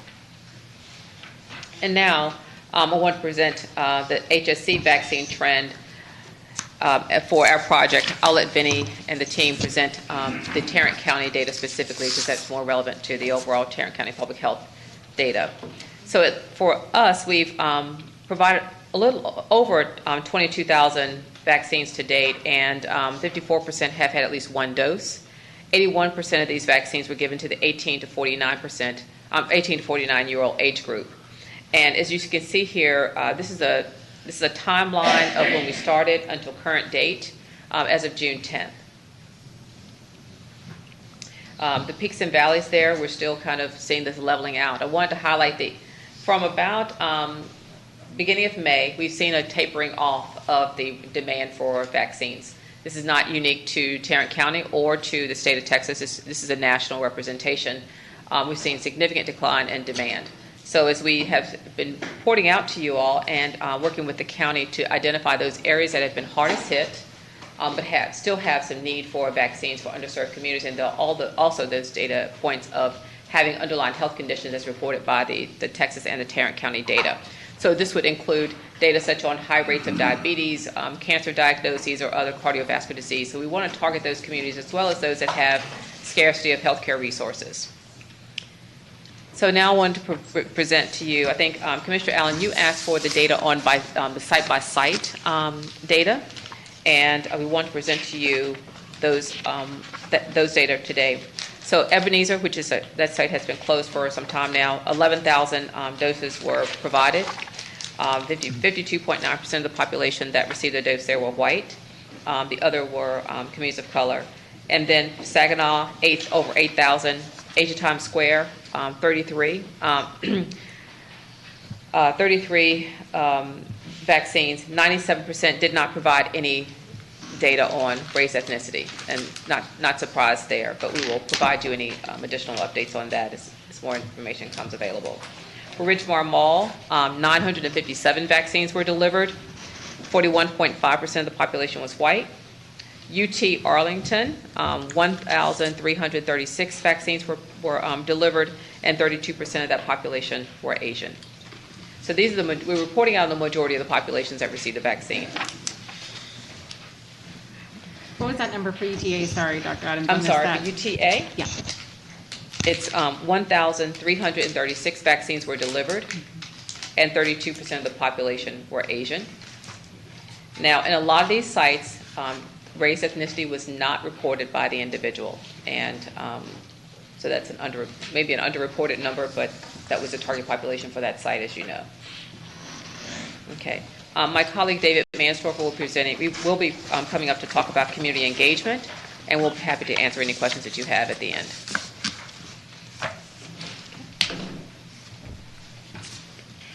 Good morning. Good morning, David. Glad to be back with you all. Community engagement, give you some updates on some of the different efforts that we've had in a great partnership with GK and Vinny. Right now we're working and scoping kind of a large project with Fort Worth ISD that includes flyers that have been distributed within 3 miles of our certain Fort Worth ISD sites, and I'll show you the calendar of where some of those sites are. Continue to form partnerships with the faith community with a high focus right now on schools. And then we've really worked on making sure that our students have been out there as well with some of our special populations, including the unsheltered population. Moving forward, some of the digital, give you some of the hardline metrics of what we've been doing. Paid social ads, you'll see roughly 1.3 million impressions with about 17,000 plus clicks. Click-through rate of 1.36%, when the industry average is typically about 0.83%, and then CPC of 0.76, with the industry average of usually around 1.32 for similar type campaigns. Awareness campaigns, we've saturated the Tarrant County market with nearly 20.5 million impressions. So that's a pretty significant effort. 32,000 plus clicks, click-through rate, cost per click, so on and so forth. Kind of hard to read, and this is ever changing because of some of the fluidity around weather, what folks are doing inside or outside. But here's our June vaccination site schedule. Again, we're going to get this changes almost daily or every couple of days as we add new sites. And then here's kind of June, July mobile vaccination schedule as well too within some of the areas. Again, we are, as the calendar gets updated, we send it to the administrator's office for distribution. And beyond that, I think as we've been having conversations with the administrator, Vinny, and I know a number of you, HSE continues to be in constant conversation around how we proceed moving forward, what that looks like, how we can make sure that we are using your resources efficiently. And as those conversations continue to happen, we look forward to wrapping this partnership up whenever that date is to the best of both parties. Thank you, guys. Thank you. Any questions? I have comments and questions. So walk me through, thank you for the information you all presented today. Walk me through what has been y'all's process for selecting and vetting the locations that you have used for the pop-up sites. One is availability. So we've had two different mechanisms to solicit sites. One is a HSC sponsored request. One is a Tarrant County sponsored request. Several of the sites that you have seen on the pop-up sites have come directly from you all, commissioners, including the Fort Worth ISD connection, and then I know several churches that we have done within Precinct 2. Okay. So how about the vetting part? How are you vetting once a request is made or a suggestion is made as to evaluate a location to serve as a vaccine site? How are you then vetting it to ensure that it is a site before it's announced? that it's a site? Well, we have our technical vetting, which makes sure that it can actually hold a site, and we had a formula in terms of how big a site needed to be, the access to power, water, etc. So there were the technical capabilities, and then there was the conversation around both marketing and or whether the social vulnerability index or other types of need assessments within those communities. But typically, a lot of times when it's a combination. It's, do you meet the technical requirements? Are you a willing partner that would be interested in helping us market to your members? And then the third is really an assessment of whether it's necessary within that region from a social vulnerability or vaccine saturation. So if I may add, one of the indicators that we used was looking at the vaccine mapper. And so we did not want to continue to overlap and have multiple sites in the same location, even for the pop-ups. So in some communities, there were pharmacies coming online doing a mass vaccination event, or Walmart was doing a very targeted approach. And so we saw some providers also doing special initiatives. We did not want to duplicate resources and waste the county's money in those areas.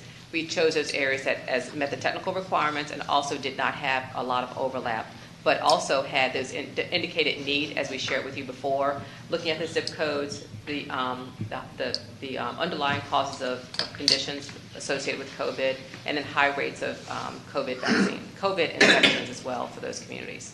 Okay. So definitely want to avoid putting additional resources into areas that were already saturated was one of our main driving factors. Sure. Well, so in the list that I provided, and I had asked for this more than once, was an update on, for each site, if it was evaluated and what the end result was, and I still have not received any feedback on that list in its entirety. I know at this, and that was more than a month ago, and so at this point, some sites are now being used as sites. For instance, St. Matthews. And 2 weeks ago, and I know you're aware of this, 2 weeks ago, I was at a community meeting where I announced that St. Matthews was going to be a vaccine location, only to have a member of the St. Matthews staff to say, we're still waiting on a contract, we're still waiting, there were some outstanding points, which I know you all resolved that. However, that leaves me very concerned about the process that's being used, and perhaps more importantly, the communication or lack thereof. We talk so much about building the community's trust, and that does not bode well for building the community's trust. I think there are always going to be opportunities to improve upon things that we have done during this process, and I will readily admit that there are many communication issues that, as we've encountered some of these communities for the first time, that you look back and can clearly see that we could have made improvements on in many components. So I readily accept that comment. I do think that as we move forward to dealing with some of the social determinants of health within some of these communities, that trust level is going to be what's important. But sometimes when it's the first time you've approached a community in any way, you don't always know the right person to approach. And the case of the church you mentioned, I think we were dealing with a different person, and the communications even within the church's side of who knew what information was, something that we can look back and maybe do better moving forward. But again, our goal is this isn't a one-off thing for HSC. This is a thing that we want to continue to incorporate some of the public health issues that we are working on, specifically Dr. Trent Adams and Dr. Williams, from both whole health as well as health disparities. So again, any opportunity for us to improve and get better when it comes to communication with both the community and communication with our partners, we are more than willing to take our lumps as we go, but also get better moving forward. So I appreciate your response. However, it's falling a little flat on me, because we're forgetting that in taking those lumps, then that means that there are members of our community who are being left in the gap, a gap that you all but assured us that you were more than capable of helping us to shore up. So there's responsibility all around. However, it leaves me wholly lacking in confidence about how we're going to move forward in our partnership with you all. I think the capability is there. However, I'm concerned about moving forward. And this isn't if I can give that example, I have others. And this is not meant to be some attack session, and I really don't even have to preface it. But what's most important is that we are spending hard-earned relief dollars and tax dollars to get the vaccine out to our community and providing these great opportunities to build the trust with the community. And it's not working. We are failing. From HSC's perspective, I would take issue with the word failing. I think we have done an excellent job in a difficult situation with working with many of our community partners. I think, again, our opportunity to improve moving forward is always going to be there. I think there are issues on both sides of this relationship that we can continue to improve, and that's what happens in any good partnership. Okay, so tell me what happened at Asia Times Square. We set up a community clinic, of which had very low throughput, which actually trends similar to what national trends have been during that time. I understand national trends. Was there a press release that went out in advance of that site? I would have to get back to you on the specifics. I don't know. Was there any communication with my office prior to that site being launched? I don't believe your office was informed. You were informed of the site as a potential site, but the exact dates of the sites did not come until 24 hours to 48 hours afterwards, yes. Okay. But I still wasn't informed until after the fact. That is my understanding, yes. Point is, I have a list of examples to where when we talk about improving communication, there are some very specific things that need to be done. And I expect for those things to be done moving forward for whatever the future of the relationship looks like with UNT for the purposes of the vaccine distribution or any other effort that we're working on together. Happy to make that commitment to continue to improve all forms of communication moving forward. Thank you. Any other questions at this point in time? Likewise, Precinct 1 submitted a list of locations, and so far we've only gotten around to 2 of those locations. I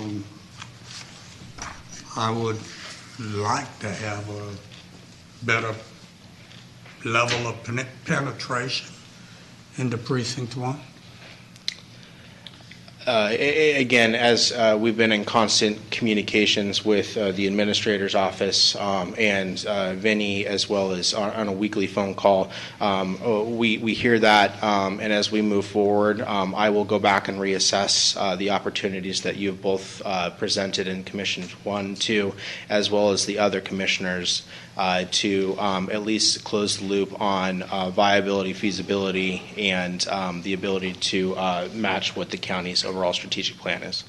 And we talked earlier, I think that one of the things, and maybe this is what we're looking for, but we need to be sure that we're clear that, okay, they need to communicate with 3 different people or 4 different people or whatever, because what I hear, and maybe I misunderstood what you just said, they obviously did not communicate with the court, but they may have communicated with Vinny or with GK, and so we need to be sure we're careful in where they communicate. I mean, just so we're clear, Vinny and GK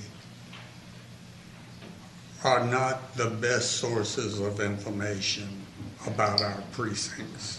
I don't disagree with that one bit. I really don't. But we need to be clear with them that we don't want them reporting to them. We want them reporting to y'all, if that's what you're saying. Because, we were asked for input, we gave input, and we haven't seen the level of results that we would have expected from our level of input. Okay. And I think we've got, so basically then, I think what they're trying to, and I'm not going to say what they're trying to say, but no, I my interpretation is that you need to communicate with them and I don't want to say to them that they got to communicate with 3 or 4 different people. No, however, if I have one-on-one conversations, or if Commissioner Brooks and I have talked specifically about outreach efforts in the African-American community, again, I can give examples. I shouldn't even have to go that far. I think I was really clear on what I said. I don't think I'm disagreeing with you on that. No, I'm not saying that. But I think they've also been told that anytime they do anything, they're gonna communicate with GK and with Vinny. Look, So how many different people are we gonna have them call? That's fine, but as I understand it, that there has been a lapse in communication across the board. Okay? Again, HSC will readily admit that all communications, in terms of the access to the information, who it goes to, we can improve on and will improve on moving forward. As for specifically the sites within precincts 1 and 2, I will go back and close the loop. I know that I had a very specific conversation around some of those sites, but maybe I did not formally discuss that, and that's on me, and I will accept that. And as we continue through this, HSC accepts would request the ability to have a conversation about this partnership moving forward, and whether or not it's fitting all of the needs that the county commissioners are interested in, because at the end I feel pretty proud of the work that HSC has done, especially within some of these communities.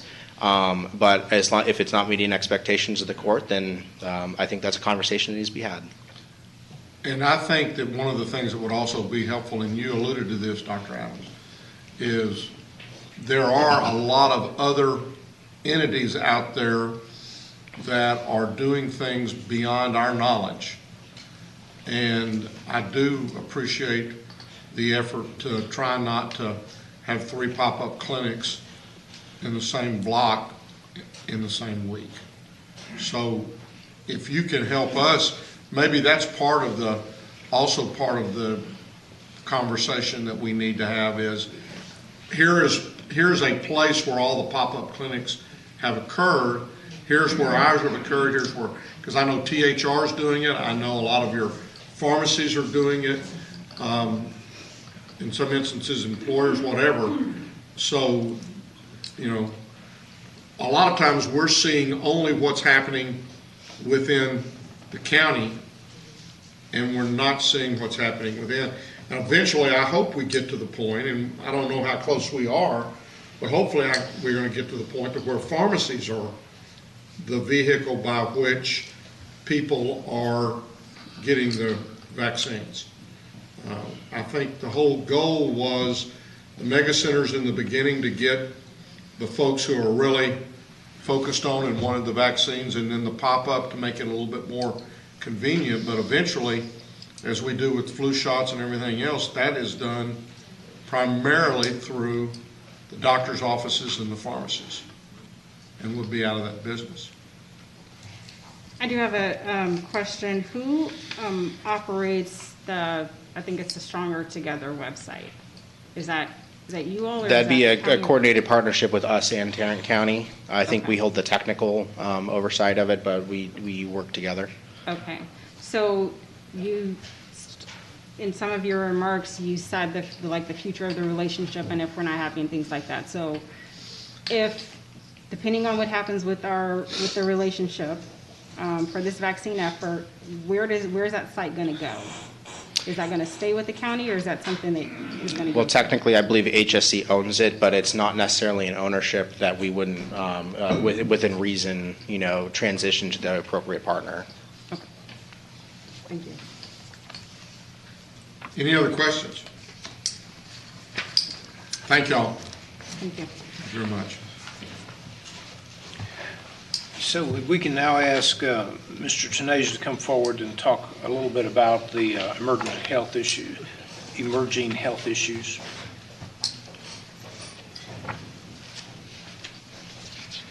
Good afternoon, Your Honor, and members of the court. Please tell me no. Yes, it is. Yeah, I was looking at the clock. Time's running by. Okay, so real quick update. Situation is obviously improving, slow and steady. We're down in our hospitalizations, down to about 95 people in the hospital at about 2.06%. So that's a very low hospitalization rate. Same for the Trauma Service Area E. So the trend is down and looking good. We obviously have a very slow decline happening on our cases, but things are moving in the right direction in Tarrant County, so all, knock on wood, seems to be heading the right way. All the trend charts confirm that. Two things I want to point out. The top right corner is the chart where we show influenza-like illness and COVID-like illness.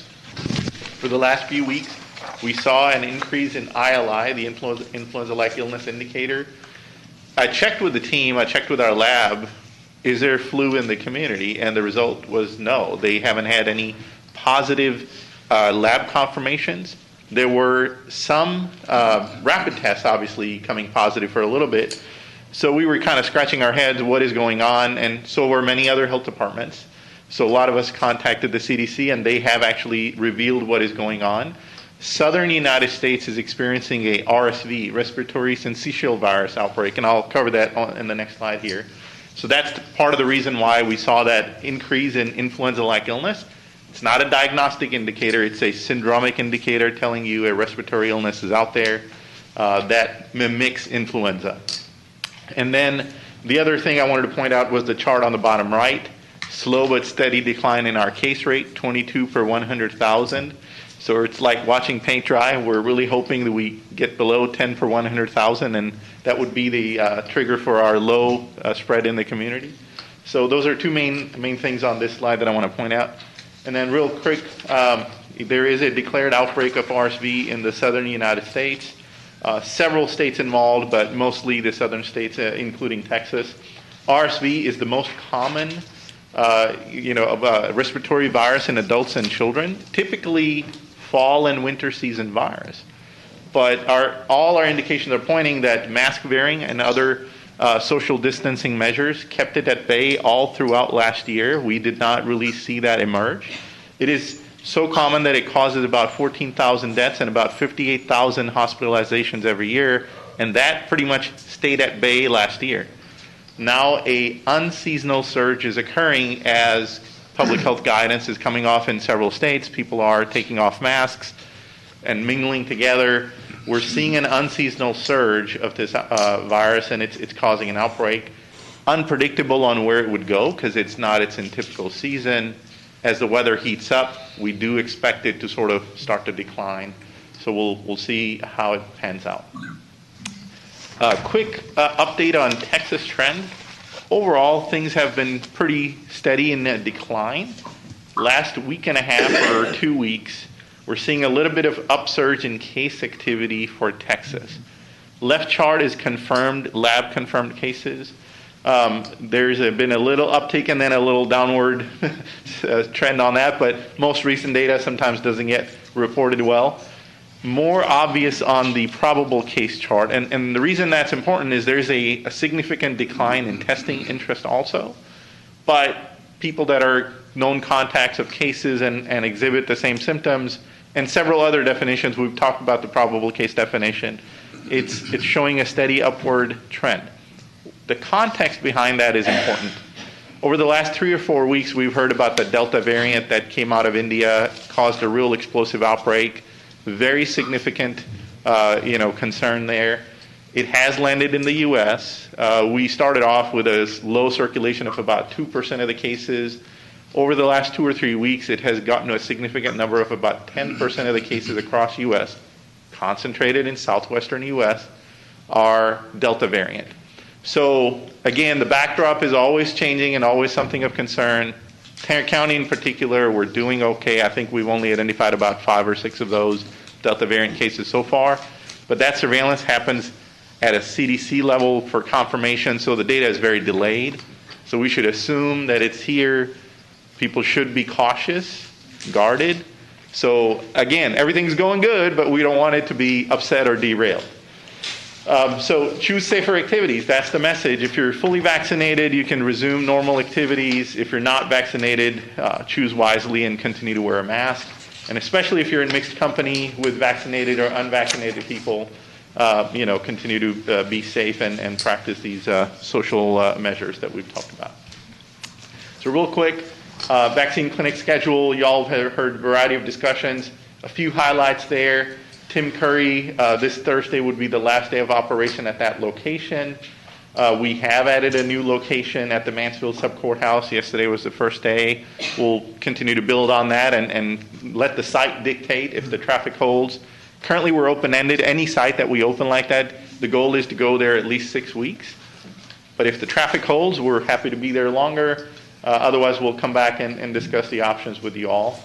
And then the White Settlement location, the Splash Days drive-through, will be ending this weekend. This is the last weekend for that curative run site. So Friday, 3 to 7 p.m., Saturday, 9 a.m. to 1 p.m.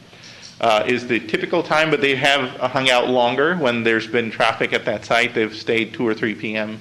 on Saturday as well. And then a few other pop-up locations that we've done.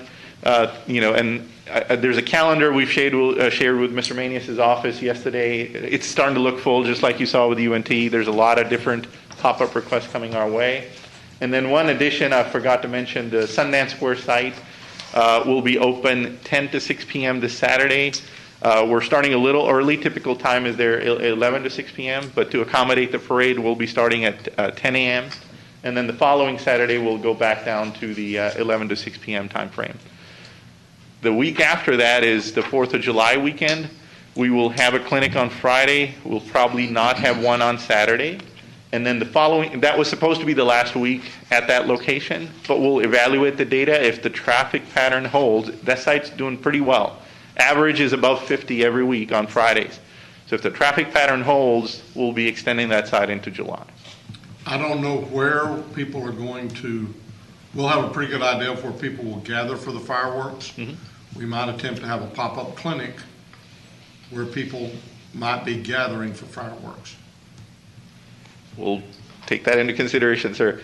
Yes, sir. Thank you. Quick update again overall, and my frustration is this data is always a week old by the time I get here. It updates on Wednesdays, but last week on Wednesday, 1.43 million doses administered. 31% of the county has had at least one dose. 26% of the county has completed their series. We continue to have discussions with DSHS. There is a gap between what they're presenting on their dashboard and ours. Email conversations is that our data is accurate, so I'm sticking with it, but their data shows a little bit bigger number than ours, so we'll keep working on talking to their dashboard people to see where are the differences. Registrations are improving, and I've mentioned a couple of times there's an on-foot effort in Fort Worth. They're doing a great job. That team is knocking on a lot of doors, addressing questions about vaccines, facts versus fiction. So that seems to be having an impact, but everywhere in the county, the signups have overall, of course, improved. So the colors are getting darker and darker. And then this slide here talks about how this vaccine, the 1.4 million doses, where have they gone? Who has received it? What age groups? Which race, ethnicities? So all of that information is updated weekly on our dashboard. So that's all I have, and I'll be happy to answer any questions. West Nile, usually Oh, yes. Mr. Brooks asks. Yes, so West Nile, we've had about 7 mosquito traps positive across the county of concern. Grand Prairie has had 5, so that's, gives me a little bit of a pause, reminiscent of 2012, but, hopefully we'll escape this year. Last year was pretty rough. Mosquito traps are starting to get full, but not a lot of positivity yet in that data. So we'll keep an eye out on it. Typically, it spikes pretty sharply around 4th of July. So the message is there. Heat is on. We've done with the rains. So that constant washing away of mosquito breeding grounds is gone. So people need to be taking that precaution. Empty any pots and containers in your backyard. Sprinklers hitting it. Empty it out. Wear long sleeve clothes. And I know it's hot, so wear DEET if you're going to be out and about. All of those precautions need to be in place. We're heading into 4th of July. That's where usually the data spike occurs with West Nile. All right. Thank you. Thank you. Court members, we plan on going back on July the 1st, I guess it'd be 4th, 5th, 6th, to employee recognition in-house. So I would like to request that as of July the 6th, we remove the little signs out there that says, please respect social distancing. And we take the ballpark approach of, let's pack them in here. So, is that agreeable? Sure. Yeah. Okay, so Have we discussed that with public health? we just did. I mean, Vinny, come up and tell us what you think.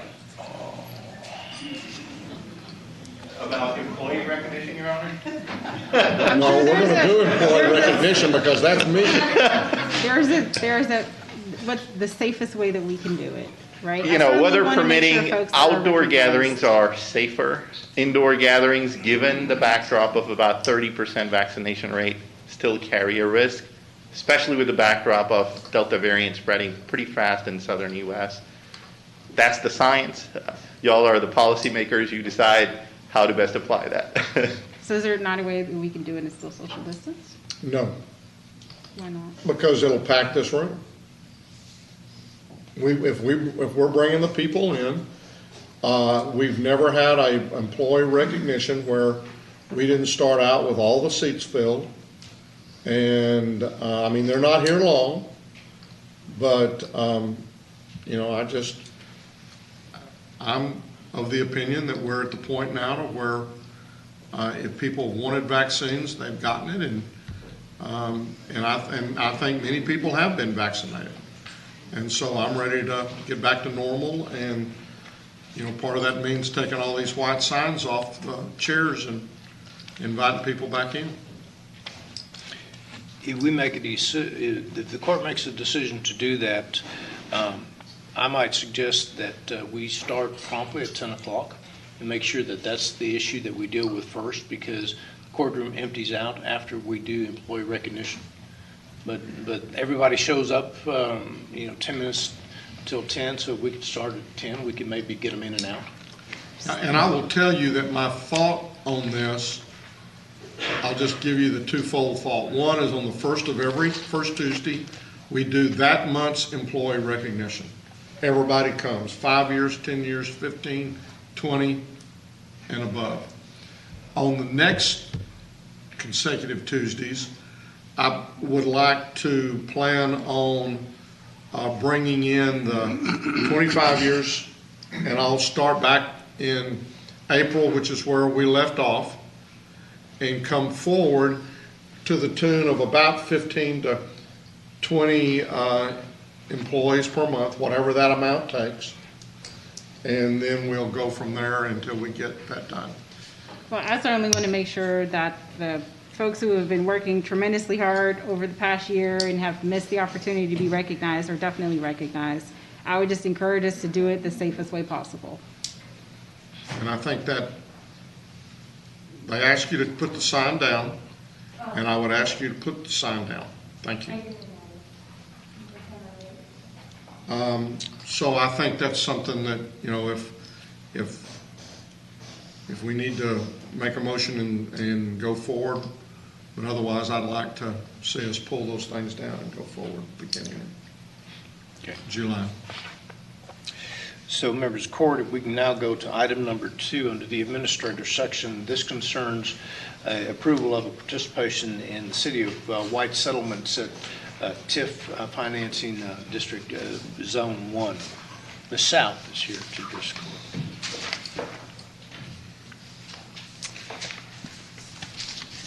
Hello again. Hello again. So, quickly, at the end of May, the City of White Settlement made a presentation regarding the establishment of a 773-acre tax increment financing reinvestment zone. And this TERS was established to primarily facilitate the revitalization of the downtown area along White Settlement Road, new development across I-30 frontage, and redevelopment along the Cherry Lane commercial corridor. This is expected to raise the taxable value within the zone from its current value of about $305 million to over $942 million over the 30-year life of the zone. And today we have the participation agreement for us to participate in this tax-exempt financing reinvestment zone. The City of White Settlement is contributing 50% of their incremental tax revenues to the zone, estimated to total just over $37 million. And in the agreement we have before you today provides for county participation at 50%, up to a maximum of just over $11.7 million. The hospital district is not being asked to participate, but they are going to be seeking participation by the Tarrant County College District if we approve today. Again, so today we're asking for the approval of the resolution and the participation agreement. Move approval. Second? Second. We have a motion and a second. Any discussion? Please vote. Commissioner Johnson? Yes. Motion passes unanimously. Thank you. Thank you. Mr. Reyes?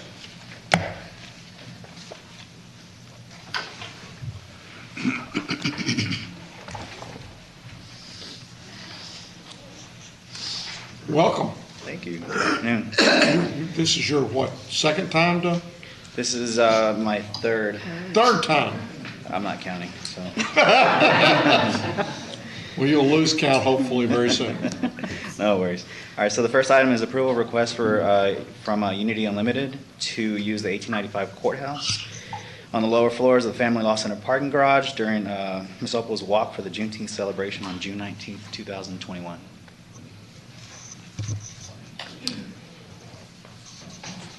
I don't have a problem with that, except that the next item is about the flag and using the flagpole. And what I'm going to suggest is that we use the flagpole on the east side lawn of the courthouse. And if we do that, then it might be more appropriate to move the gathering to the east lawn instead of the west lawn. I hear what you're saying there. Maybe we just say the lawn of the courthouse. That way they can use whatever they want to use. Works for me. Understood. So are you making a motion and with the change of, instead of saying the west lawn, that basically they are permitted to use the lawn of the courthouse? Correct. That would be, rather than indicating either side, any lawn in the courthouse they want to use. That would be okay. That's my motion. I have a motion. Second. I have a second. Any discussion? Please vote. Commissioner Johnson? Yes. Motion passes unanimously. All right, thank you. So second item is... I move approval of raising the Juneteenth flag on the commemorative flagpole on the east side of the courthouse, next to the cannons. And that's the same thing this says. You just said it in a, okay, very good. I second that. So, Your Honor, we do have an audience participation form on this. Yes, and I'll call him up in just 1 minute. One of the things that I would suggest that we do, I think we need to at least look at the possibility of having a policy as to when we raise other flags on the courthouse. And I would like for the staff to approach us. I want to go forward with this, but I feel like before we get into everybody who wants to raise a flag coming to us, if there is a policy that we can agree on and approve, then I'd like to see us move toward that, just so that we're not, wondering each week whether or not there's going to be another request from that standpoint. And they might not end up making it in the time frame, and then we end up in another problem. Mr. Jesse Taylor, and if you have a question in the... We had a motion in the... Well, I know, but we got to have an audience Oh, sure, participation okay, first. gotcha. Okay, my bad. Taylor, come on down.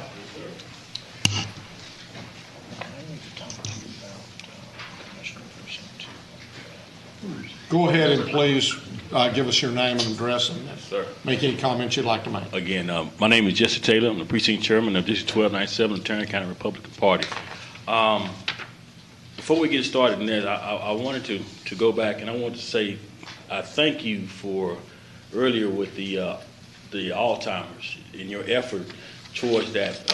Myself, I was a caretaker of my grandmother for 2 years, and I took her to her last breath. But I know you've been fighting this battle a long time, bringing awareness to Alzheimer's, and I just appreciate you for that. Thank you, Mr. Again, Taylor. today I'm here asking for the flag to be raised on June 19th. And again, Ms. Judge Whitley, I think we should have something where both sides should agree on what flag should be flown here in Tarrant County. I do have the flag with me here today to present. If you would.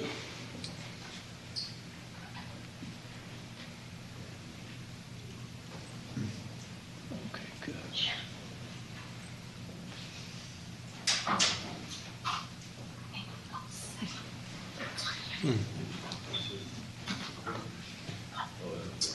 That's outstanding. Yes. Thank you, Mr. Taylor, for presenting that flag This is to what we're us. asking today to be presented. Okay.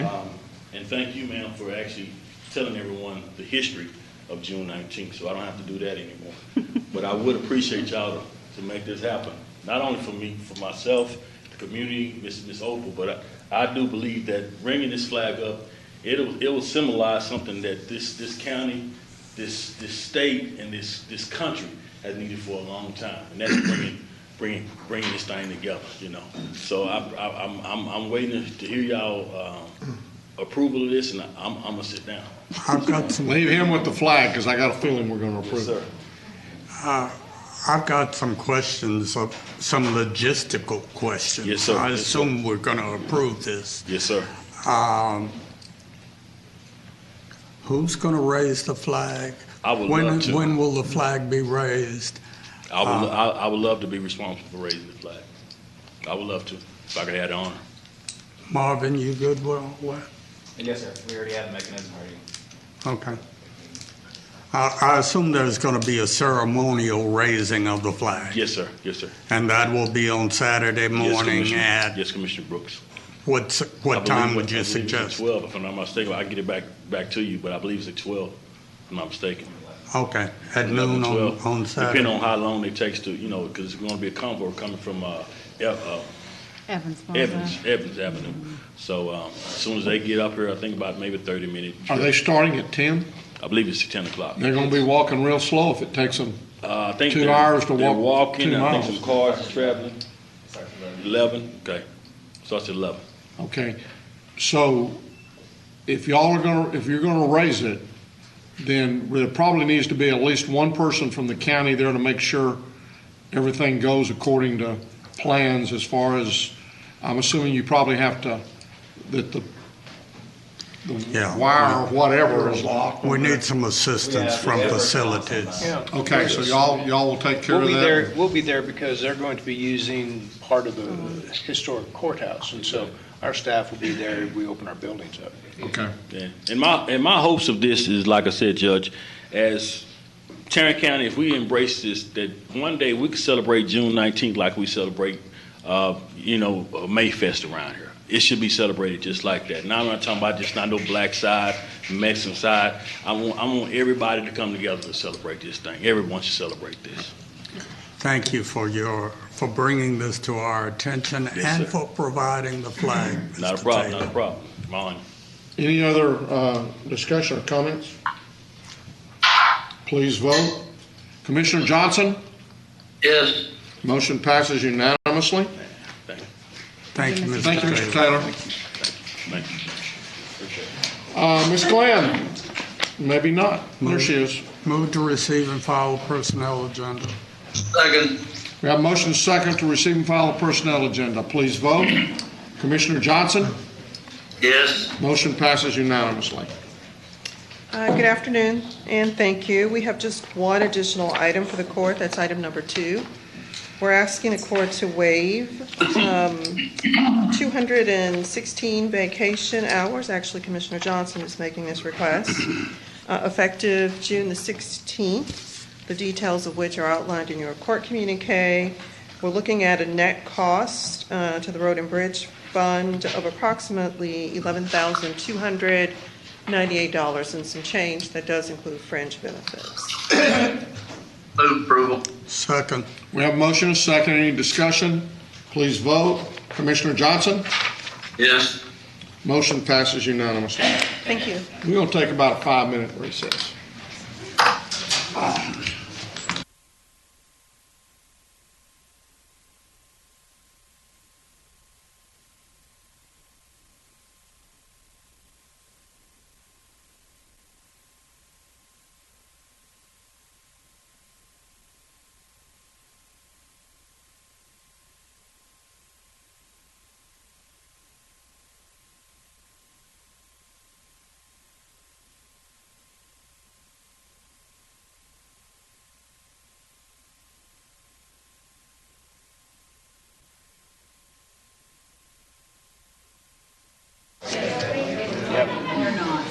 That's true.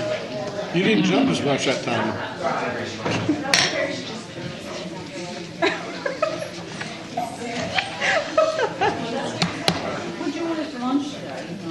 Now, here Kamala. Say again?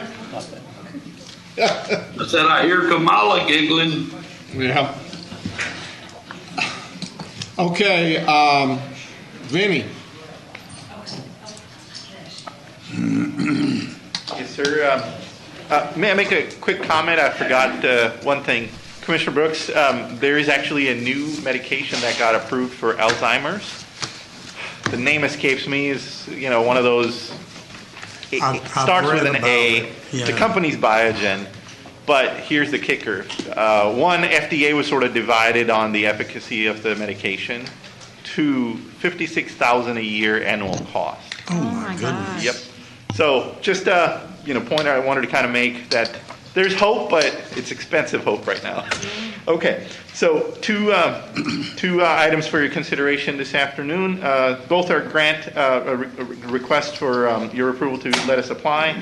First one is the approval to submit a grant application to NACCHO for scaling up the COVID-19 prevention and mitigation strategies, specifically focused on refugee, immigrant, and migrant communities.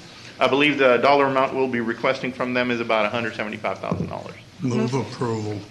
Second. We have a motion and a second. Any discussion? Please vote. Commissioner Johnson? I'm in support of what you got. Did he shake a head or he looked like he was saying yes? Say yes. All right, that's done. Say yes. Yes. I love it when that happens. Motion passes unanimously. Thank you. A second item is an approval, request for approval to apply for a CDC grant application for a funding opportunity titled Closing the Gap with Social Determinants of Health Accelerator Plan. And that request will be for about $125,000. Move for approval. Second. We have a motion and a second. Any discussion? Please vote. Commissioner Johnson? Yes. Motion passes unanimously. Thank you, Vinny. Next is appointments. There being none, then we'll move on to the approval of the claims, including the addendum. Move approval. Second. We have a motion and a second to approve the claims, including the addendum. Please vote. Commissioner Johnson? Yes. Motion passes unanimously. Briefing items, Mr. Manius? Okay, members of the court, we have one final briefing item that we would like to present to the court this afternoon. This will be item number E, or item E. This is the beginning of our process of planning and developing strategies as it relates to the expenditures of ARPA funds. So what we're going to try to do today, and we'll have two presentations, one by Mr. Schaffner and one by Mrs. Camarino. And Mr. Schaffner is going to be talking to us, giving us somewhat of a high-level overview on the largest amounts of funding streams. Commissioner Allen, you pointed out last week that you were interested in funding streams that were outside of the direct dollar amounts that the county received. And so we'll be talking about that. Overdone. And then also we want to talk to you all about a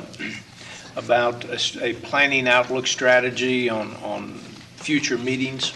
I will tell you that our goal is to have those over the next 6 weeks or so, and so that we can begin to develop plans. And it will be like it is today, where our court meetings are going to be fairly long on those days. So we'll start by Mr. Schaffner, if you'd like to come forward and address the court at this time. We do have a PowerPoint that we're going to share with you. Also, I think a one-sheet schedule that we'd also like for you to look at. Mr. Schaffner. Thank you, Mr. Manias. Judge, Commissioners, good afternoon. Hi, Russell. So today, and whenever the president, let's see if it's up yet. Okay, there we go. So we're going to run through a presentation today. This will serve as your initial briefing. We work the county administrator's office along with budget and audit and others to work to provide you all with a semi-comprehensive overview of what's in the American Rescue Plan Act, also known as ARPA. We're going to work today on kind of laying out the various funding streams, make sure that you are all aware of what those funds can look like in those programs that were authorized by this act. And then we're going to do a deeper dive into one specific provision, the $350 billion for the state and local fiscal recovery funds, what we're going to be calling FRF funds, in those particular usages as laid out both in statute and in the interim final rule.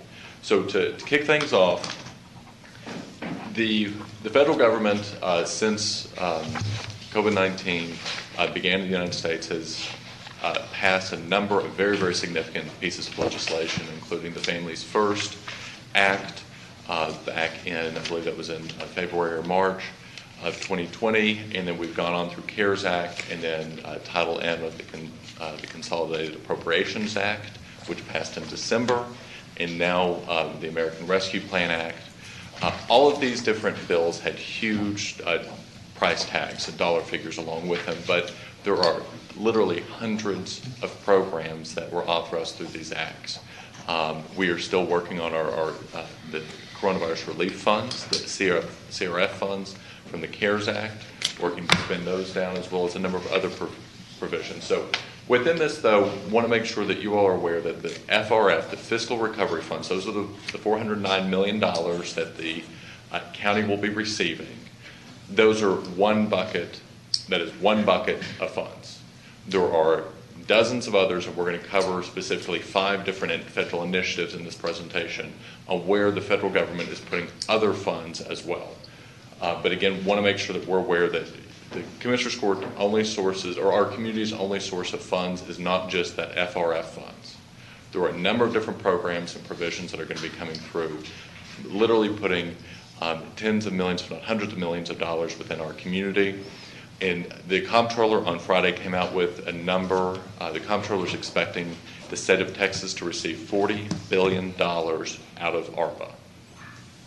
That's all-in funds of various programs and funding streams that will be coming down. That does not include the amount of money sent to individual citizens and businesses through the Paycheck Protection Program. But $40 billion is the top line number.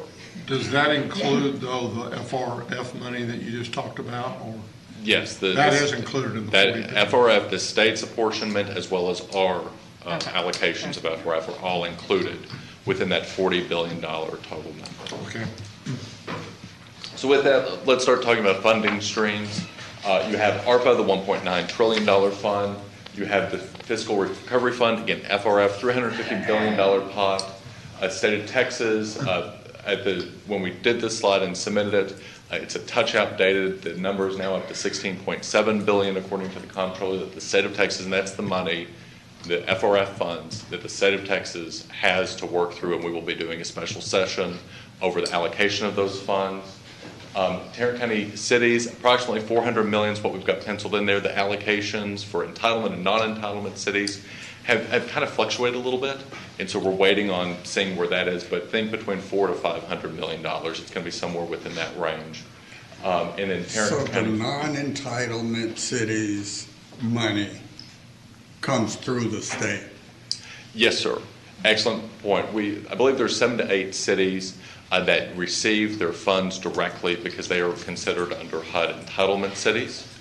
All of the other cities, which are non-entitlement cities, I believe it's 50,000 and less in Tarrant County, will be receiving their funds to the state of Texas.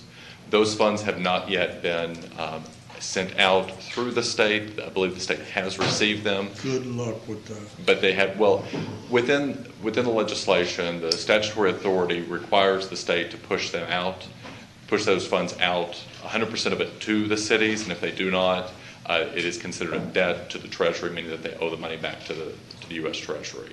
So the funds are going to go out in conversations. 100%, you said? Yes, yes, sir. It's supposed to be within 30 days, but I'm not aware of a plan that would meet that 30-day deadline at this point.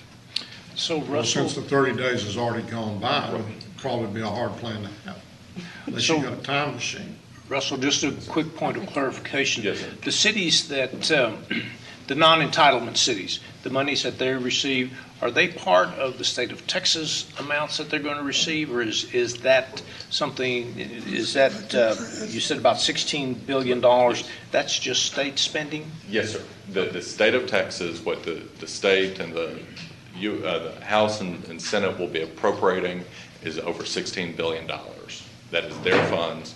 The cities, the non-entitlement cities is separate, as well as the counties and the entitlement cities. Thank you. Those are all part of the 130.1, .2 billion that goes to local cities and counties. Yes, sir. Yes, sir. So that's one set. So again, FRF, that's one set of funding. There are a number of federal initiatives that they have allocated funding for. We're going to go through 5. We've got public health, school funding, small business, housing and security, and child care. Those 5 are outside of the FRF funds. These have independent programs, independent authorizations, and have independent revenue streams or revenue buckets. So we're going to start running through these. Federal initiatives, the first is public health. There is a tremendous amount of funding that is going to come through over the next few months through the ARPA public health initiatives. So only one of the programs of the 4 that you see on the screen, only one has been announced, how those funds are going to come down. And that's the $7.4 billion for public health workforce. We believe Tarrant County is going to be able to receive those funds. It's not exactly for sure whether or not they're all coming through the CDC or whether, because some of it's coming through the CDC and some of it's likely to come through dishes, just like how previous allocations from the Consolidated Appropriations Act came through, which is the funds that Mr. Tanasia has been applying for and receiving. I believe we're somewhere around 50 million that we've received so far, the county has, out of the Consolidated Appropriations Act. We will, throughout this, we're going to see many times more, including the $47.8 billion. That is one bucket of funds. Now, that's grants.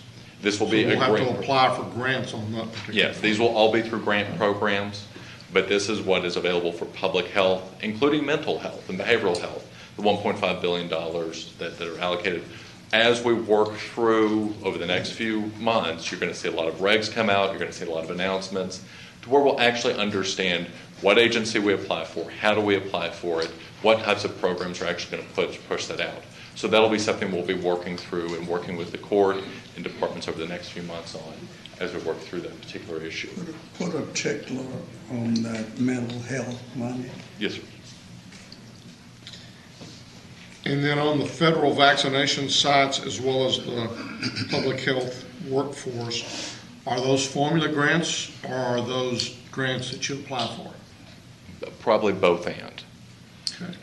So I'm assuming then that if we, in the course of our effort with HSC or with anybody else for that matter, with regards to the vaccination sites, we might be able to apply for a grant and use that to reimburse us for costs, say, with HSC or with anybody else for that matter, on vaccinations. Correct. And also through ARPA, they authorized $50 billion for FEMA. And so 100% of our vaccination costs are currently FEMA eligible. So again, for vaccination sites and that type of work, those can be reimbursed to us, those costs and expenses that we've incurred through FEMA. As well as FEMA's these are other- usually percentage, we have to put up so much of a percentage. Except for the waiver that the Biden administration put in place within the first week of office, allowing up to 100% coverage for. So more or less, we have programs that may have multiple funding, reimbursement and funding streams available to them. School funding initiatives. So for school funding, there have been 3 rounds of funding. So there was ESSER 1, and I apologize for the acronym, that's the Elementary and Secondary School Emergency Relief Fund. And again, ESSER. ESSER 1 was in the CARES Act. ESSER 2, same program, additional allocation of funding was in the Consolidated Appropriations Act in December, and then ESSER 3 was in ARPA. We're only covering ESSER 3, so this is only the numbers related to ARPA, but there have been 2 additional allocations. The first one, the state used the funds to go into the Foundation School Program. The second one has not yet been allocated. It's about $6 billion, $6 billion, a little bit over that. And the third amount has already been pushed out to the school districts. But just wanted to make sure you were all aware of the ESSER funding. School districts can use the money for anything for teacher pay, retaining staff, broadband initiatives. The use of these funds is really, really incredible. But I do want to make sure everyone's also aware, the $40 billion for higher education. So those funds, part of, in ARPA, it required the higher education institution to make available a certain percentage of that money to students through a need-based grant award.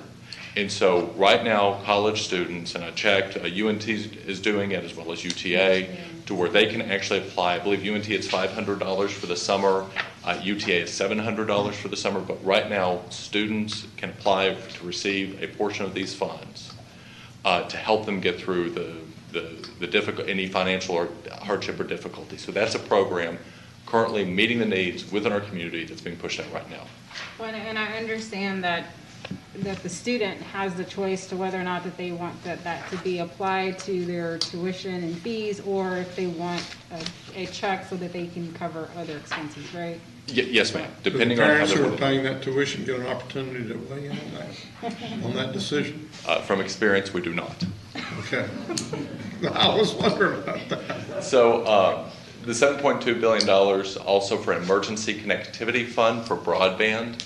The ESSER funds can be used for broadband, but also that secondary broadband emergency fund for broadband activities. Small business initiatives. ARPA, just like the Consolidated Appropriation Act and CARES Act, made available a number of funds and programs to small businesses to help them get through this difficult time. The Paycheck Protection Program was reauthorized with an additional $7.25 billion. Restaurants have their own pot of funds of $28.6 billion, as well as the Shuttered Venue Operators Grant, where if a venue was shuttered because of a local health need, they can receive a certain portion of their operating funds through this grant. To where that's available. Hearst Convention Center. We can definitely look into it, and I'd be happy to work with the city on that. Does that apply to arts organizations as well, like theaters and I'm not. I'm happy to go back and check on that, Commissioner. And I believe there's also an additional program specifically for the arts and ARPA, but I didn't cover it on this presentation. But happy to get that information to you. They have opened the $175 million Community Navigator pilot program. This is a program that allows states and localities as well as nonprofits to set up navigator programs within the community to help community members, businesses, and nonprofits work through the complexities of these bills and these programs and other ones to meet their needs. So that is something that is currently available. Child care. Child care is a huge issue that we as a community, as well as a state and nation, are really going to be working through over the next couple years as folks return to work. The need for high-quality childcare is essential. Two programs that ARPA specifically authorized, $15 billion through traditional formula funds. Again, this is an existing program that in the Consolidated Appropriation Act, they put some money into it, and then they put some money into it again. The CCDBG, I have yet to be able to do it, but it's one of those. CDBG. Yeah, CDBG, but you got to add a C. So CCVD, it just doesn't come off the tongue very easily. But so $15 billion through traditional funding allocations through 2024. So we've got some sustainable funding, and then you've got an additional $24 billion for pass-through grants to child care providers. Again, the specifics on these programs have not been released for this allocation of funding. As those do become available, we will be making sure the court is aware of those programs. And then finally, housing insecurity. And of course, Kristen, if I get any of this wrong, please jump up. So emergency rental assistance. So in the Consolidated Appropriations Act passed back in December, the Emergency Rental Assistance Program, ERAP 1 was authorized, and Tarrant County received a portion of that funding. It's a direct allocation, and that's for, again, rental assistance was for rent, to pay rent and utilities. The ARPA reauthorized it and did ERAP 2. I believe we have received, the county has 40% of it, but it's Tarrant County's received it, as well as Fort Worth and Arlington. All three of us received our own allocations, as well as the state. So there's a number of those, and that was both for both ERAP 1 and ERAP 2. There's $10 billion for the Homeowners Assistance Fund. This is a state-run program. The state of Texas will decide how this program runs for Texas. And this one does allow for mortgage assistance, home insurance, as well as delinquent property taxes are all authorized under that. And then we do have the allocations. I do not believe we have received the money for the next two, but $5 billion for emergency housing vouchers. The 747 is our expected allocation, as well as the home program. Tarrant County's expected allocation is $5.2 million. So Russell, for the Yes, ma'am. state's homeowner assistance fund, and Kristen may have already told me this and I forgot, but has that program actually already been launched? I'm unaware of whether or not it has been launched yet, but I Okay. don't think it has. No. Okay. Thank you. So all of that, all of what we have just covered are other federal initiatives other than the fiscal relief funds that the county has. We've received our first tranche of funding, which is 50% of our expected 409. So that is within the bank account. The auditor has received it. And so that's the funds that we have to work with. We will receive the second tranche of funding about a year later, or approximately 1 year later. So Treasury released, the U.S. Treasury, which is over this program, released an interim final rule. And in the federal parlance, an interim final rule is, they can be promulgated whenever there is an immediate need to push out the funds. So this is an interim final rule, so we can base our activities and what we're going to be doing going forward off of this. However, it's subject to change. So with that, just understand, and I think that this is an excellent example of, we know quite a bit, but we don't know everything yet about these programs. So there's a need to be flexible as we move forward. So 2 dates that are incredibly important for the court and for everybody that's working on this program to remember: December 31st, 2024. That's when all FRF funds must be obligated. December 31st, 2026 is whenever they have to be spent and programs complete. There was another date, though, and the information that y'all shared about July 16th, about a deadline to comment Yes, ma'am. on that interim final rule. So, I mean, I'm assuming kind of the timing of our conversation is based off of that. So if there are, things that we need to provide comment to the Treasury on, then we have time to do that. Am I understanding that correctly? Yes, ma'am, 100% correct. Okay. And just to reiterate what you were saying, it's an interim final rule due to federal requirements. They have to allow for an opportunity for public comment. We're in that period right now. As we are going through the interim final rule, working on programs, if there are any issues, we'll be bringing those back to submit to Treasury. for program clarification, any issues that need to be expanded, contracted, etc. Eligible uses of funds. So this is the statutory, what is actually in the bill, what's in ARPA, the eligible use of funds. Public health and negative economic impacts due to COVID-19, that is one. We've divided them up, and as we move forward, we're going to divide them into those two pieces because it's a little bit easier to program off of since they're so wide and broad. Two is premium pay, revenue loss, and then infrastructure investments. Now, there are two specific prohibitions.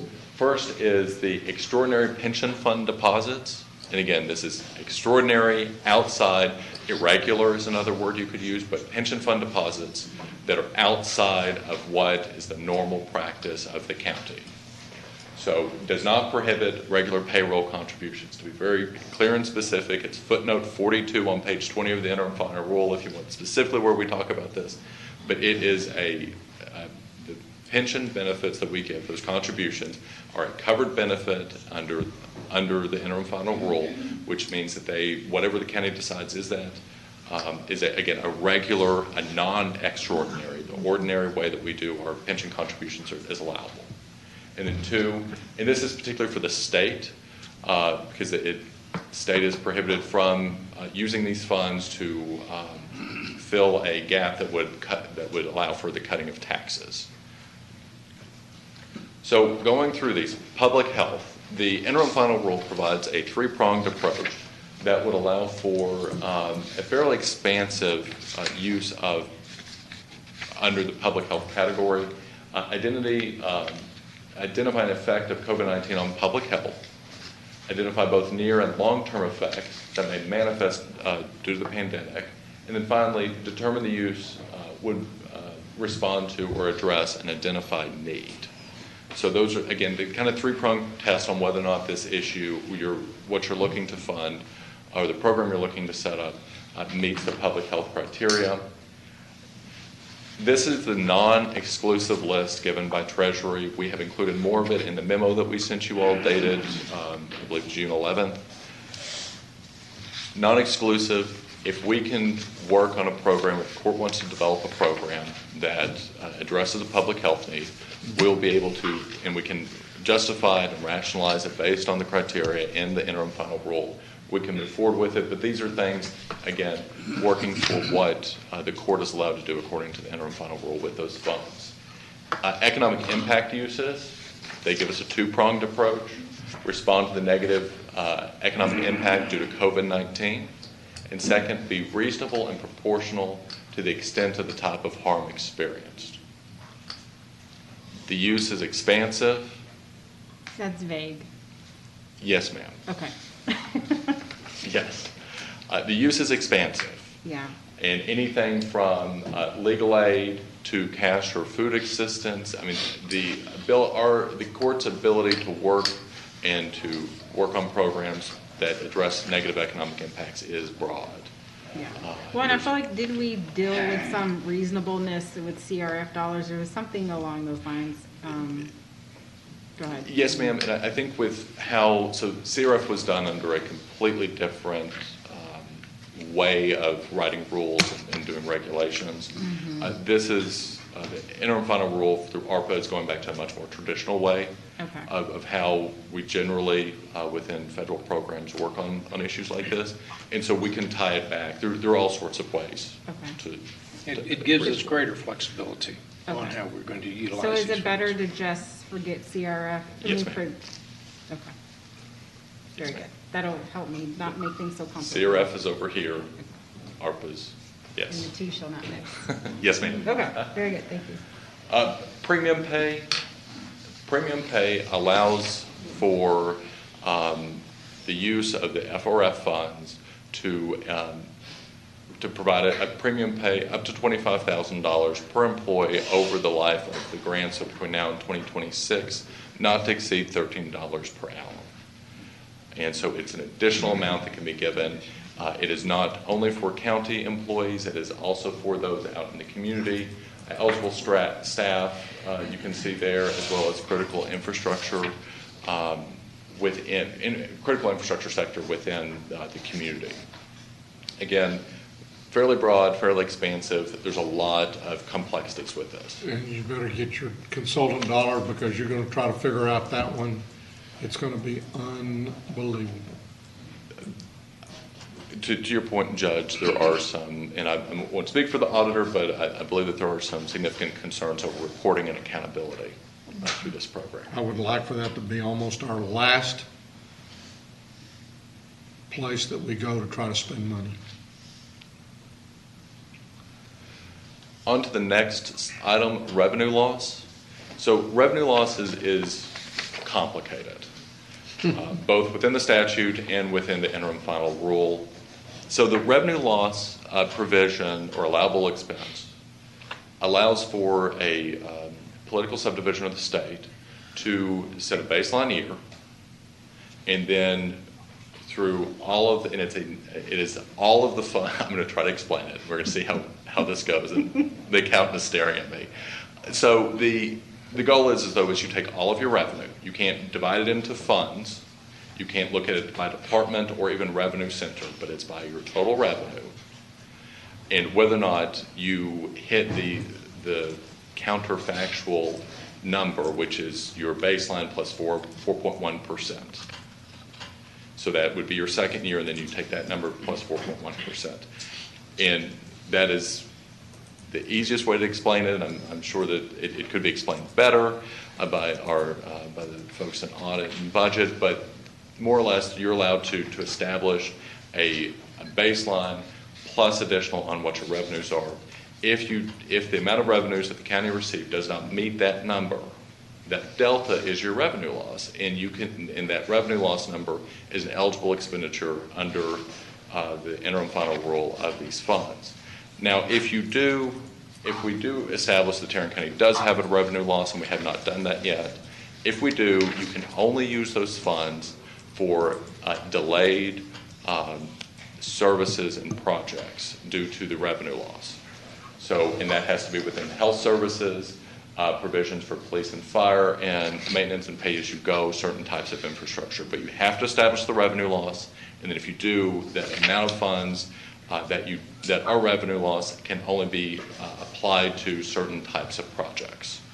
And so we'll be coming back and working with the auditor's office and others to work through this. There are a lot of questions.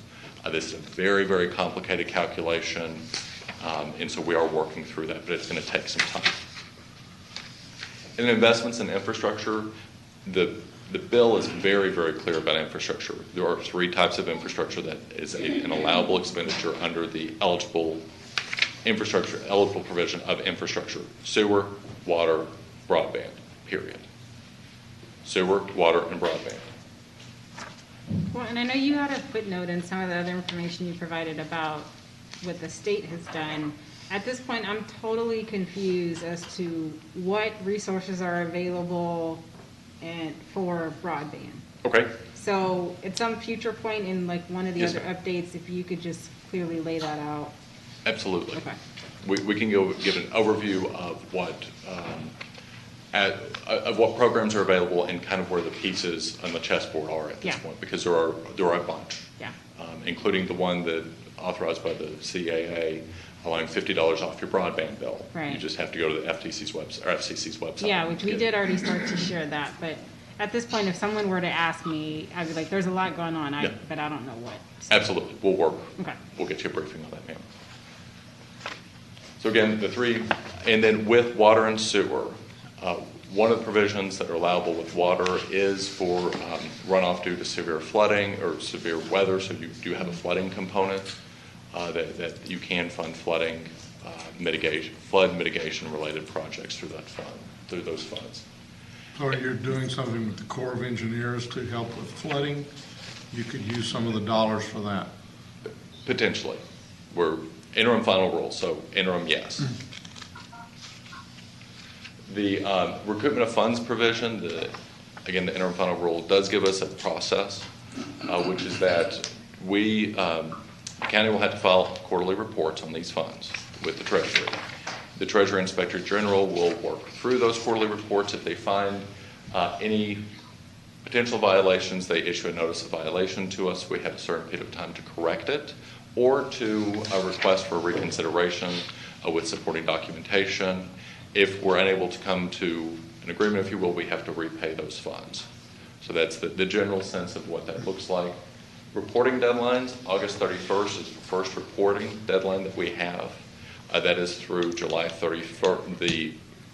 Any funds that are spent between when we receive the funds and July 31st. We do have to work through and create the recovery plan performance report and get that to Treasury. That is our annual, how we will work on spending the money with evaluation metrics, KPIs. It is a very significant program or report that we'll have to be working through. And then the first quarterly report's due on October 31st. Just a little bit more about the performance report. We'll be getting more information to you as we go over the next few weeks. And then key takeaways. I know we covered a lot of information. 4 major takeaways from this presentation. 1, we need to work on carefully coordinating our programs. There's a lot of money out there, and to Commissioner Allen's point about broadband, broadband's a need. We know it is. What are the assets that are out there? What are the existing programs that are out there? And how do we move those chess pieces around to make sure that the county's FRF funds are being used to their highest ability, but also making sure that our community is served and balancing those out. So carefully coordinating programs. The court has 2.5 years to allocate your FRF funds, 4.5 years to spend them. Is that the 24 and the 26? So wouldn't it be 3.5 years to allocate and 5.5 years to spend? 22, 23, 24, and the half of 21. I think you're correct on that. Let us rerun those numbers. We'll rerun the numbers, sir. Thank you. I didn't want to do that when you first showed this to me because I just was sitting here counting on my fingers. You didn't let me count on my fingers the last time. Understood. Thank you, sir. Good thing we didn't go to 6. Develop a framework that considers all funding sources. And then lastly, be mindful of the unknowns. There's a lot we don't know. There are a lot of programs that have released guidance or even programmatic issues. So there's a lot of things that we still have yet to put together. And with that, my part of the presentation is done. So Kristen will come up and we'll take any questions you have afterwards. Good afternoon. Good afternoon. I'll be very brief and then see what questions you have. Before, and none of them have. I really will. Megan's coming about as close as anybody. So I'll call your attention to a handout that you have in your red folder. It is very similar to what you see on the slide here, but I am going to switch to another screen in just a moment. So staff has been working on a series of work sessions that you see outlined there on your handout.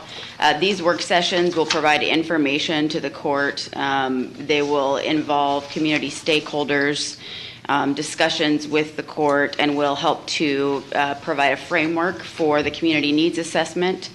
At a very high level, the goals for this are to provide an overview of major funding streams available, which Russell has begun to lay the groundwork for today, and information on eligible uses. So as we continue to receive information from Treasury and other sources, we will provide that information in each of these work session updates.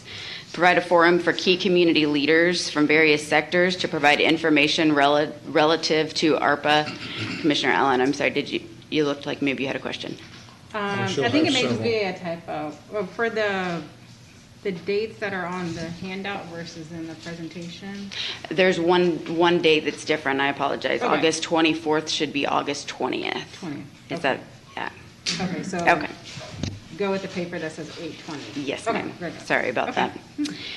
that. And to create a framework of focus areas to guide conversation. So if you refer to your handout there, you'll see work sessions 2 through 5 have specific focus areas listed. Prepare for the future, public health and wellness, revitalize the economy, and strengthen the community. So in each of those work sessions, we'll bring in key community leaders to discuss those areas as well as department heads. In the first work session, currently scheduled for next week, we'll discuss some any immediate action items that the court would like to discuss ahead of any of this. We realize that there are some things that you may want to address sooner than later, and also take a look at some additional information that Mr. Schaffner will have for you regarding qualified census tracts. The rules change slightly when we talk about that, and then just some high-level goal setting. As he mentioned, our first report to the Treasury is due, or first reports rather, on August 31st. We will use these work sessions to inform the key performance indicators that we have to list in that preliminary report. And so, again, I wanted to keep this brief. I could talk about this for an hour, but I won't. But I'm happy to answer any questions that you have. I think the 20th is supposed to be the 17th, but isn't that a Tuesday? You know, let's just, yeah, it's in August. It's the latter part of August. We will refine that date and bring it back to you next week. I apologize. guess my question goes back. I know you looked at the RFP, and I think we may have approved an RFP for the needs assessment. I have said before, and I can't stress enough how much I want the community involved in this. And I would like to know who we're inviting from the community, if we're inviting them to all of these work sessions, as we talk about the needs assessment, I would like them to be involved in that process, because I don't want us to get all this done, approved, and then say, community, we want you to be involved. So how are you going to involve the community before we get all this done? Absolutely. So with a nod that we're going in the right direction today, we'll begin to reach out to various community stakeholders. I will ask that each of you send to me names of individuals who you want to ensure are available to participate on these work sessions that are scheduled. In addition to that, the RFP for the Community Needs and Resources Assessment was released last week. The proposals for that will be due on July 1st. Per the current timeline, we are hoping to have that contract in place and to you for approval by the first court in August. That will mean that they'll have a few weeks to begin work and assessment prior to that final workshop on August 17th or 24th, whichever it is. And then we can, they'll really get into more granular community discussions. Are you looking for any opportunities for input into the needs assessment from the community? Absolutely. And how are you going to do that? We'll be working with the consultant as well as with the court. And no, that's after we've already selected the consultant. Okay, so what about actually? So let me try to help on that. I understand what you're saying. When we put this document together, which you see up here, there was another column. It was an internal column that we had, that we started to list all the different community groups that we thought should be included in each one of these, okay? And that's what you're trying to get to.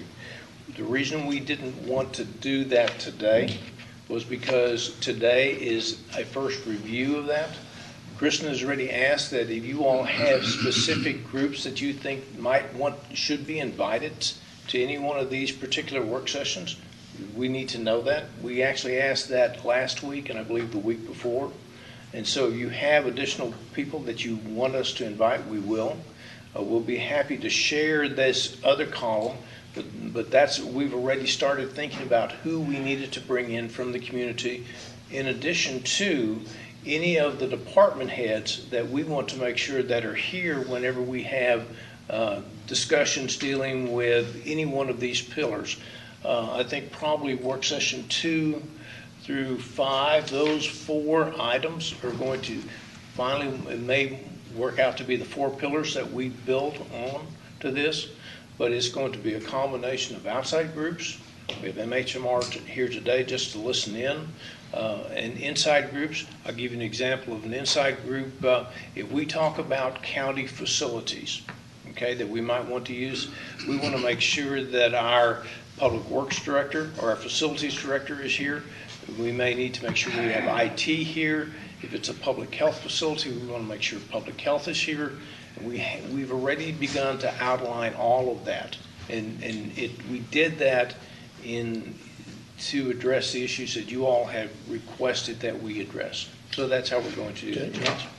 Again, I think I've given you all the lists of the people who I felt like should be included. But what I don't see that we talked about was before we select a consultant to do the needs assessment, that we have some communication with the larger groups to see if they're using anybody, if they have used anybody, or if they have any suggestions, because I believe that if we are going to ultimately try to encourage us either pooling some portion of the funds, that they're going to want to feel like they had some chance to look at or help at least make recommendations with regards to the consultant that we choose to do the needs assessment.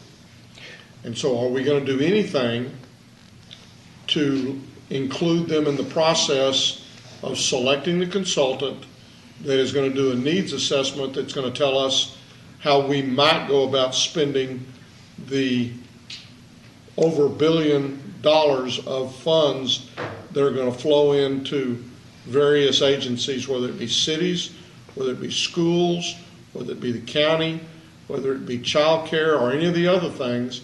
Are we doing anything to include some of these other players in the selection of the needs assessment? And do we know whether they're doing needs assessments themselves? I've had various conversations with some community leaders. I don't believe that a COVID-19, a holistic needs assessment countywide like we're talking has been done or is planned other than ours. In talking with purchasing, we have established an internal selection committee for that RFP. I understand your desire to have some input from the community. I'm going to have to talk with purchasing and see how we might facilitate that prior to the selection of the consultant. Because we've already put the RFP out. Yes, sir. Without asking them for any input whatsoever. Well, I do think, though, that the scope of the RFP is something that we've talked to outside community groups as far as what we plan to do and asked for their suggestions on how we go about doing that. Who did we ask and what did they say?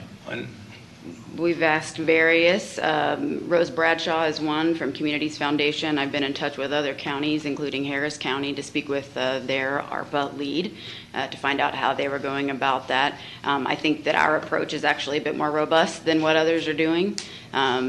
We've heard that you all want to first and foremost include the community and their feedback, and that's the approach we're taking. Again, I will continue to talk with purchasing and others to see how we might bring in some additional feedback before the final selection. There may be some guidelines that I'm unaware of, so I don't want to promise anything. Russell has mentioned this morning at least 2 or 3 that I think we should have talked with. Whether it be Mayor's Council for the other cities, certainly Fort Worth, maybe Arlington. Schools are getting 200 and something million is the term maybe that I heard. That is coming in. Child care, that could be the Workforce Commission. Homeless. I don't want us to presume that we're going to be doing everything and then ask them for their money later on.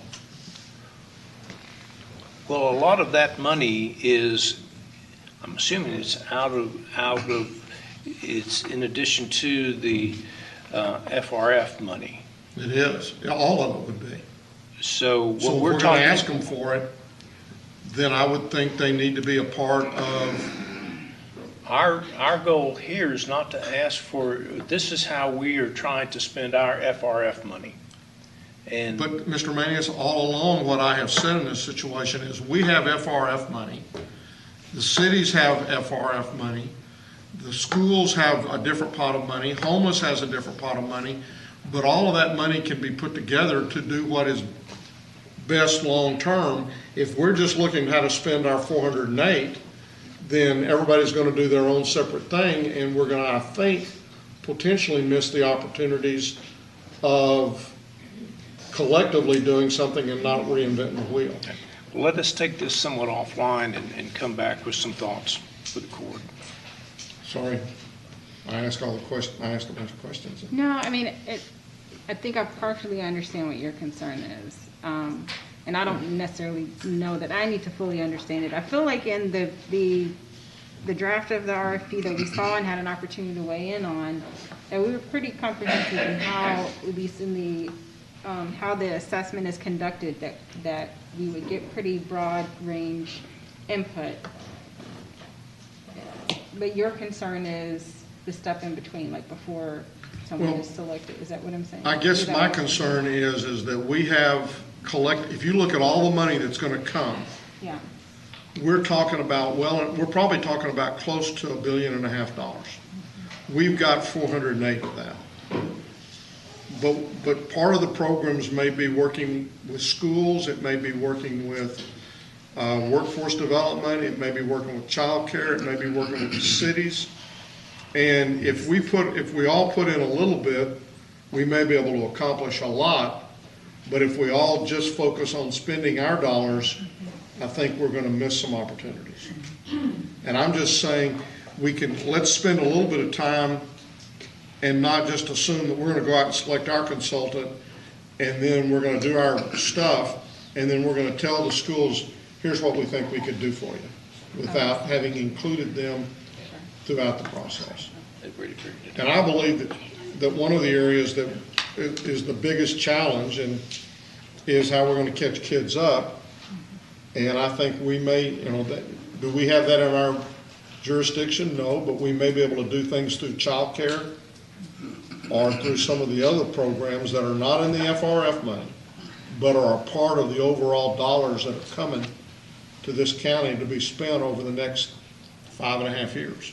So it seems like the timing of the conversations is somewhat of a concern. And one thing that Mr. Schaffner mentioned that I'll reiterate is that just like with FRF and some others, a lot of the guidance around some of the other funds has not yet been released. So there is still some time to begin to have those coordinating conversations, and hopefully through this year, and I definitely hear what you're saying about the consultant, and we will revisit through these series of conversations, including the community needs assessment. All of those parties that you've mentioned will be involved in those conversations. And because of the timing of the sessions that we've laid out, it's our hope that those conversations happen before the final guidance is released, so that there is some of that coming together and helping to coordinate funding to make our dollars go further. So I think that the schedule that we've laid out, as well as the scope of the assessment or the RFP that you all reviewed, and some of these topics that we'll be discussing, I think we will achieve what you're looking to achieve. And so, but we'll definitely continue to discuss in regards to the consultant selection. We either need to do it here in front of everybody, or y'all need to get with me, because absolutely, again, I am a little disappointed in the fact that we've put the RFP out, and we talked about this last week. We've put the RFP out, and we've not talked with other people. Now, maybe in the evaluation process, we will include other people in, but if I'm a school or a city, and I'm sitting out there and y'all are eventually going to come to me and say, we would like for you to participate in this, but I've not been given the opportunity to participate in the selection of the consultant or in having any conversations with them about the needs assessment before it happens, then I'm going to say, well, if you wanted my money, I wished you to talk to me ahead of time. Okay.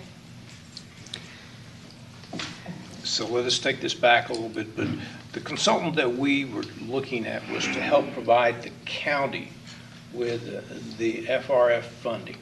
Now, Judge, what I understand... I'm going to disagree with you, because I have said this from the very beginning that I wanted it to be a consultant that was going to be much broader than that. So, Judge, I honestly think that when what we're talking about here is focusing on how we're going to meet the guidelines and the timeline that we have as it relates to the county's element. I have spoken to the city managers of the 7 other of the entitlement cities, and quite frankly, they have already had their plans on how they're going to use their money. A lot of it's going to be to make themselves whole, and then they're going to do some minor programs. If you're talking about encompassing this entire community of school districts, of cities, of child care, of just about anything else, we can do that. But our consultant was focused mainly on how we deal with FRF funding, and if there's any way that we can do some type of collaborative effort with other jurisdictions. For example, in the area of housing and rental assistance, we have already created websites where that it's an easy one-stop, and then we fan those applications out to the different cities. But I honestly believe, and it works. It works. They either go to Fort Worth or Arlington. It's all driven by CDBG funding, and that has nothing to do with FRF funding. So if we're looking at a consultant that's going to embody everything that's going to come down with the ARPA funds. And that's one reason why we laid this out today, because there's so much money coming down and there are direct applications that need to be made. For example, child care. Child care is not something that the county is going to get money that we hand out to people. They're going to go directly to either the state or the feds for those monies.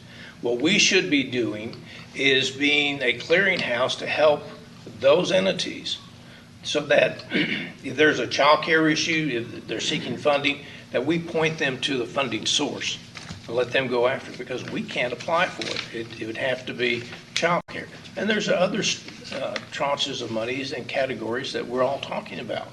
But to have this huge consultant that's going to embody the entire community, that wraps its arms around the entire ARPA program, we can do that. But I would suggest to you that we use the consultant that we are trying to get to focus on the FRF monies and how we can maybe work to a certain extent with some of the municipalities. That's where we're at staff. So I do have one question. I recall in past meetings there was a conversation about our office getting a list to you all, and that totally missed me. So tell me again, what is it specifically that you all would like from us, and then when would it be best for you to get it? Sure. So this afternoon, you'll all receive an email from me with a couple of requests in preparation for the work session next week. It actually might come from Mr. Schaffner, and that will be included. Going forward, prior to every work session, we will send each of you a packet of information to prepare for the work session, questions and information related to that work session topic. Understood. And then I just have a request. So for the map that was included in the memo that you all sent, with the qualified census tracts, if we can get that in color, because I don't think either in print or electronically those in color, and so it's kind of hard to read. Okay. But otherwise, all this information was really great, so thank you. We'll send that out today. Thank you all. Thank you, Kristen. Your Honor, we do have... Point of personal privilege. Mr. Manius, what is your recommendation concerning the IT Steering Committee meeting that is scheduled for 2 o'clock? Do we kick it to later in the day? Do we reschedule it? What is your recommendation? I suggest we reschedule it for next week. Thank you.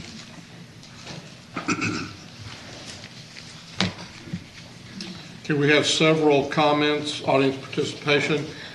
This is on an item that is not on our agenda today, so just to remind everyone, we cannot comment on items that are not listed on our agenda, so I will begin the process. The first comment is someone who is not here, but I believe, or may be here but did not register a court, but wanted to register the following opinion. It's Max Krockmal, I believe, of 1509 Lake Street. Mr. Manius, would you please read that into the record? Yes, Your Honor. So this is a comment from Max Krockmal, 1509 South Lake Street, Fort Worth, Texas. It deals with the N-287G in Tarrant County. Comments are as such. For the past 2 years, the court has had an opportunity to thoroughly review the Tarrant County Sheriff's Office 287G collaboration with ICE. Unfortunately, despite thousands of complaints and requests by community members, many of them among the most vulnerable residents of our county, the court has refused to engage in a serious investigation of the program. Instead, the county judge settled for an unscientific, cursory, and ad-libbed review of 287G live in the middle of a court meeting, errantly concluding that the program was doing no serious harm. Twice before, the court turned away and voted to renew. Since then, each fall, the county judge and majority have abdicated their responsibility to subject the program to serious scrutiny. Today, you again have the opportunity to stop this destructive program, or at least to pause it while you conduct a real study of its impact. Okay. Next, I'm going to call Divya Babula, I believe.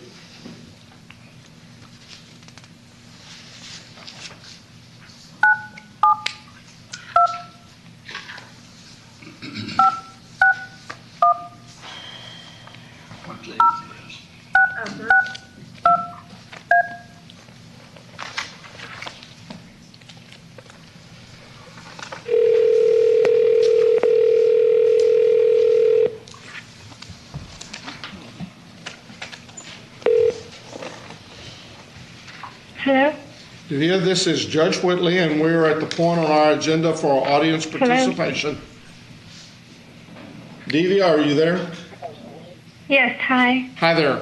We're at the point on our, this is Judge Glenn Whitley, we're at the point on our agenda for audience participation, and you indicated that you wish to address the court on an item not on our agenda today. Yes, that's correct. Okay, so you have 3 minutes beginning now, and please feel free to make any comments you wish to make. Sure. Thank you for your time this afternoon. I am calling also about 287G. We've been here the last few years urging an end to the agreement in Tarrant County for reasons that we have continued to explain to you. And it's just so frustrating to continue to see that this issue is not treated with the same thoroughness and responsibility that the court takes to other issues. We've heard briefing on so many other items today that are thoroughly questioned and interrogated. You know, is this right for our community? And 287G, from my experience, has not had that benefit, unfortunately. I'm also frustrated about the way that public comments have been treated, you know, compared to the last few years. Last year, before the vote, the court unanimously decided to request that everyone come in person in the middle of the pandemic before vaccinations. And now there are so many barriers to seeking public input. You have to be able to navigate the online portal, which is only open for 3-4 days with the agenda. It's not available in any other languages. You have to provide your address, and you have to also have an email. This requires so many technical things in order to just be able to speak your mind if you can't come in person to a 10 a.m. meeting in the middle of the workday. And I'm not sure that the court has really taken the time to think about the impact of those decisions on people who are going to be affected by, the important policies and financial decisions, including 287G, that are being discussed here today. And especially when it comes to an issue like this, where people have felt very unsafe in this courtroom, very dismissed and invalidated because of how the court has handled themselves. It's just really frustrating to expect any kind of real leadership on ending this agreement. Thank you for your time. Thank you, Divya. Next will be Saria Keitha.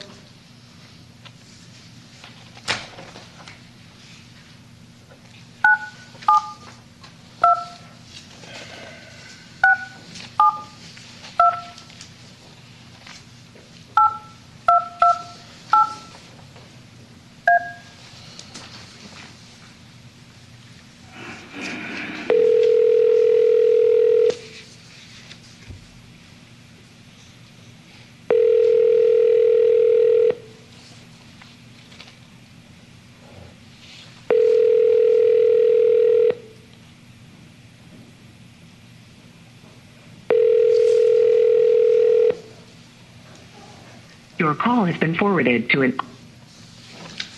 Next will be Emma Jones.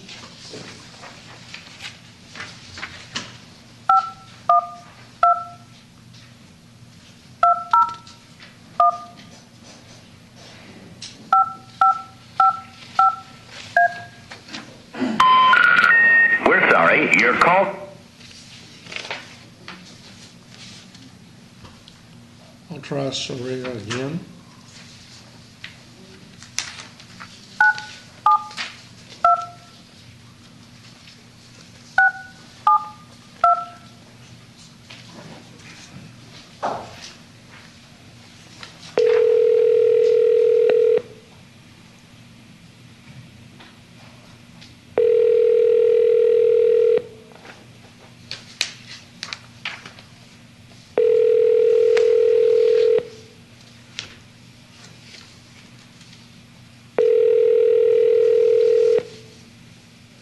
Your call has been forwarded to an automatic voice message system. And I'm going to try Emma one more time. See if I just keep punching it in wrong.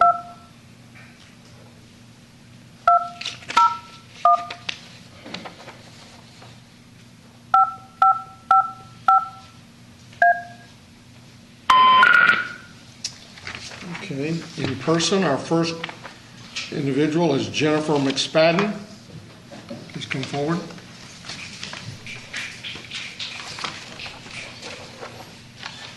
Good morning, or afternoon. Good afternoon. My name is Jennifer McSpadden. I've lived in Tarrant County for 48 years. I grew up in Colleyville, and I now live in North Arlington. I'm here today because I looked at your website, and the Commissioner's Court has a duty to provide for hospitals and public welfare, but 287G blocks that goal for several reasons. 287G should be discontinued completely for several reasons affecting the health and safety of Tarrant County residents. And there's a great deal of research behind this assertion. First, immigration enforcement does not reduce crime. It does reduce the trust the public has in law enforcement. Immigration checks should not be a job for our local law enforcement officers. It hurts the relationship they have with the community and is antithetical to the principles of community policing. That mistrust makes Tarrant County less safe for all of us. Second, 287G hurts women. It engenders quite a bit of fear in the community as a whole, and studies show that 287G leads to fewer crimes reported. Victims fear that law enforcement officers will have them or their family members deported if they report crimes, so they remain silent. That is unconscionable. 287G harms women. Some women are in terribly abusive relationships but feel they cannot report their abuser because of this fear. Third, 287G, research shows 287G causes people to be less likely to access health care and to delay seeking prenatal care. It leads to poorer physical and mental health outcomes and higher mortality for adults and children. This is true for non-citizens and citizens who have fear by association because they're afraid for family members. Finally, and most importantly, 287G hurts children. There's a lot of fear in the community that prevents family from accessing services, including food pantries, WIC, and other sources. Many of these children are American citizens. 40% of people detained nationwide are parents of children who are U.S. citizens. But regardless of whether they're citizens or not, that is not who we are as Texans. We do not put up barriers that make children go hungry. We just don't. An enormous amount of solid research shows that 287G is bad for communities. There really isn't any reliable research on the program in Tarrant County specifically because the data is not properly collected and reported. That lack of transparency is bad governance. 287G is bad for our children, it's bad for women, it's bad for the community, and it's bad for local law enforcement officers trying to build trust with the community. Eliminating 287G will improve the long-term public health and safety of the Tarrant County community. Each of you needs to do the right thing and end 287G in Tarrant County. Thank you. Adam Warner.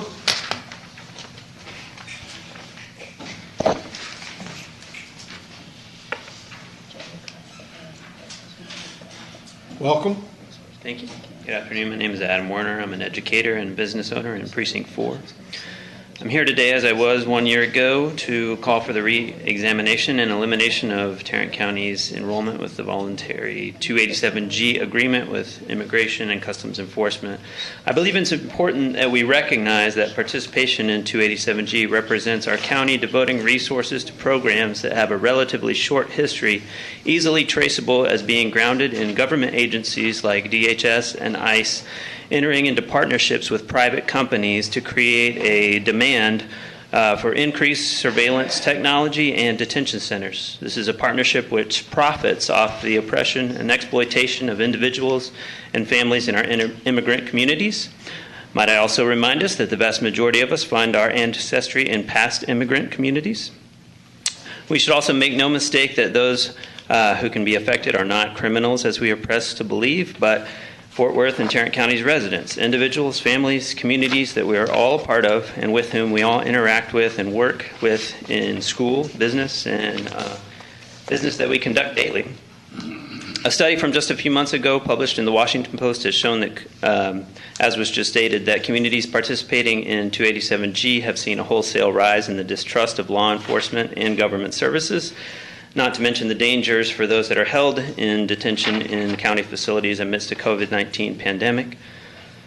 Other studies of 287G programs have historically shown an increase in unconstitutional racial profiling by participating law enforcement, as well as putting officers in situations where they're pressured to handle complex cases related to immigration that they do not have adequate training for. Those who have built and contributed to these systems and policies are counting on us to ignore the information that is available about how programs like ICE and 287G have formed and why, as well about the facts about how they do not make us safer, but instead cause more harm in our community. It is my belief that if we are here to truly do what is best for the county that we live in, we should work to find solutions that benefit all of those who live, grow, work, and are educated here. I want to thank ICE out of Tarrant County and RACES Texas for educating and organizing our community about these important issues, and I stand with them in calling once again for the end to 287G in Tarrant County. Thank you. Thank you, Mr. Warner. Sydney Mata.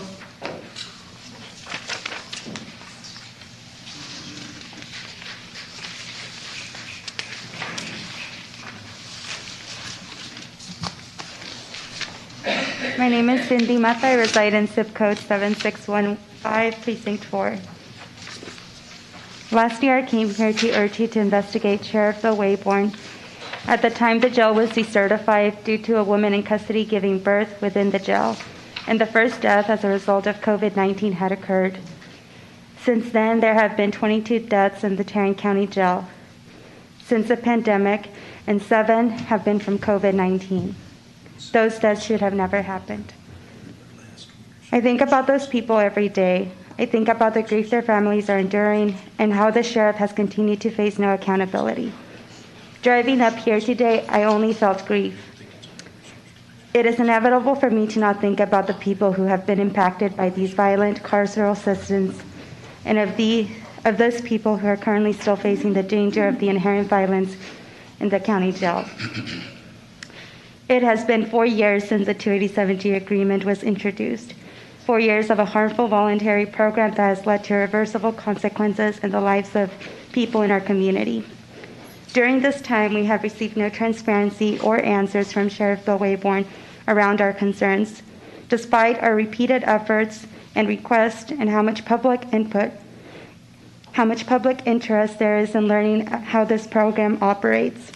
Sheriff Bill Wayborn is a danger to our community. People continue to feel the consequence of your complicity in the continuation of the program and his actions. I refuse to normalize the deaths of people in our community. Where do you stand? Nothing has changed since last year. I am still in a room that makes me feel unsafe, in a room in which our stories, experiences, and truth continues to be dismissed. A room that continues to make decisions that directly impacts Black and brown people without properly seeking their input and participation. A room that upholds white supremacy while commending each other for bureaucracy and protocol. A room which a room which Mike Simmons, the sheriff who violently pushed me and removed my mask following public comments last year in June, is present. I'm in a room surrounded by people who want me to stay silent, but I refuse to stay silent. Today I am here as a member of ICE at a Tarrant to once again demand an end to the 287G agreement and that independent investigation be made of the Tarrant County Jail and Sheriff Bill Waybourn as a result of the poor administration within the county jail, which has led to preventable jail deaths since the start of the pandemic and to the spread of COVID-19. The department's lack of transparency and abuse of power in the 287G agreement. I am also here to demand that there be a steering committee meeting with directly impacted community members as required by the Memorandum of Agreement between Tarrant County and ICE. Our community will continue to push for an end of the criminalization of people in our community and fight for the safety and liberation of everyone in our community. Thank you, Cindy. Jonathan Gwydion. Squad Your Honor. That's that last year. Hi, I'm Jonathan Guadian, and I live in Precinct 1. Almost a year ago today, dozens of community members came forth in person to raise our concerns on the overwhelming burden that renewing 287G would create on our county jail during the pandemic. But Judge Whitley, Commissioner J.D. Johnson, and Commissioner Gary Fickus chose to turn their backs on us. The Detention Watch Network issued a report last year stating that ICE detainments of immigrants have created an estimated 250,000 cases of COVID-19 throughout the nation. Despite Sheriff Bill Waybourn going through extraordinary hurdles to make sure information on 287G and ICE transfers didn't get out, our organization managed to acquire much information on the administration of the agreement during the pandemic, which we have made public on our social media accounts in case any of you are so inclined to read it. In partnership with the ACLU of Texas and the Texas Jail Project, we learned that one of the practices that Tarrant County Jail is supposed to follow to limit the spread of COVID-19 within the jail is to isolate new inmates for 14 days before they are released to general population. During these 14 days, these inmates are tested daily for COVID-19 and they are monitored for signs of the disease. Using data shared with us by our fellow organizer that compares Tarrant County Jail inmate data with Department of Homeland Security detainee data, we learned that there were dozens of instances where people who were booked into Tarrant County Jail were released to ICE custody well under the 14-day isolation period. Some people were released to ICE the very same day that they were booked into Tarrant County Jail. We even submitted a public information request asking if Tarrant County Jail was mixing people released to ICE with other isolated inmates, as well as if any of the people who were tested for COVID-19 were being released to ICE, and if any of these people tested positive for COVID-19 were released to ICE. Like most of our public information requests, Tarrant County Sheriff's Office denied it. In closing, I present a few questions to our county commissioners. 1, how many people have been transferred to ICE custody through a TCSO-issued ICE detainer between May 31st, 2020 and May 1st, 2021? 2, were any of these people tested for COVID-19? 3, did any of these people test positive for COVID-19 while in Tarrant County Jail before they were transferred to ICE custody? 4, were any of these people housed with inmates in Tarrant County Jail who had tested positive for the virus or who were possibly exposed to the virus? 5, is TCSO aware of any of the COVID-19 containment practices used by the ICE facilities that these people who were transferred to through a TCSO ICE detainer are? 6, is the Tarrant County Commissioners Court aware of how many cases of COVID-19 were created through the 287G agreement based on the above questions? 7, is the Tarrant County Commissioners Court willing to hold themselves accountable to the communities that are possibly infected with COVID-19 derived from Tarrant County Jail through ICE transfers? The public demands accountability, and we demand an answer to any of these questions during the yearly review of 287G that we demand an invitation on. Thank you. Jonathan, if you wish to make some of those questions, if you are wanting to do that in the form of a public information request, you need to put those in writing and deliver those to someone within the court. Sure. Giovanni Torres. Does not appear to be here. Cassandra Dobbs.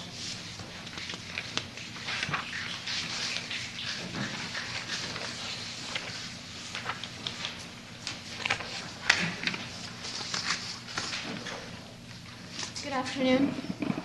My name is Cassandra, and I'm also here speaking as a member of ISET of Tarrant. The past few years, I have really dove into the efforts of ending 287G with this community organization, and I have gotten to see their commitment firsthand at a level that has amazed me. There's so many hours on hours on hours. You would think that this is a job, because it truly is. It's something that matters so deeply to so many people in this community.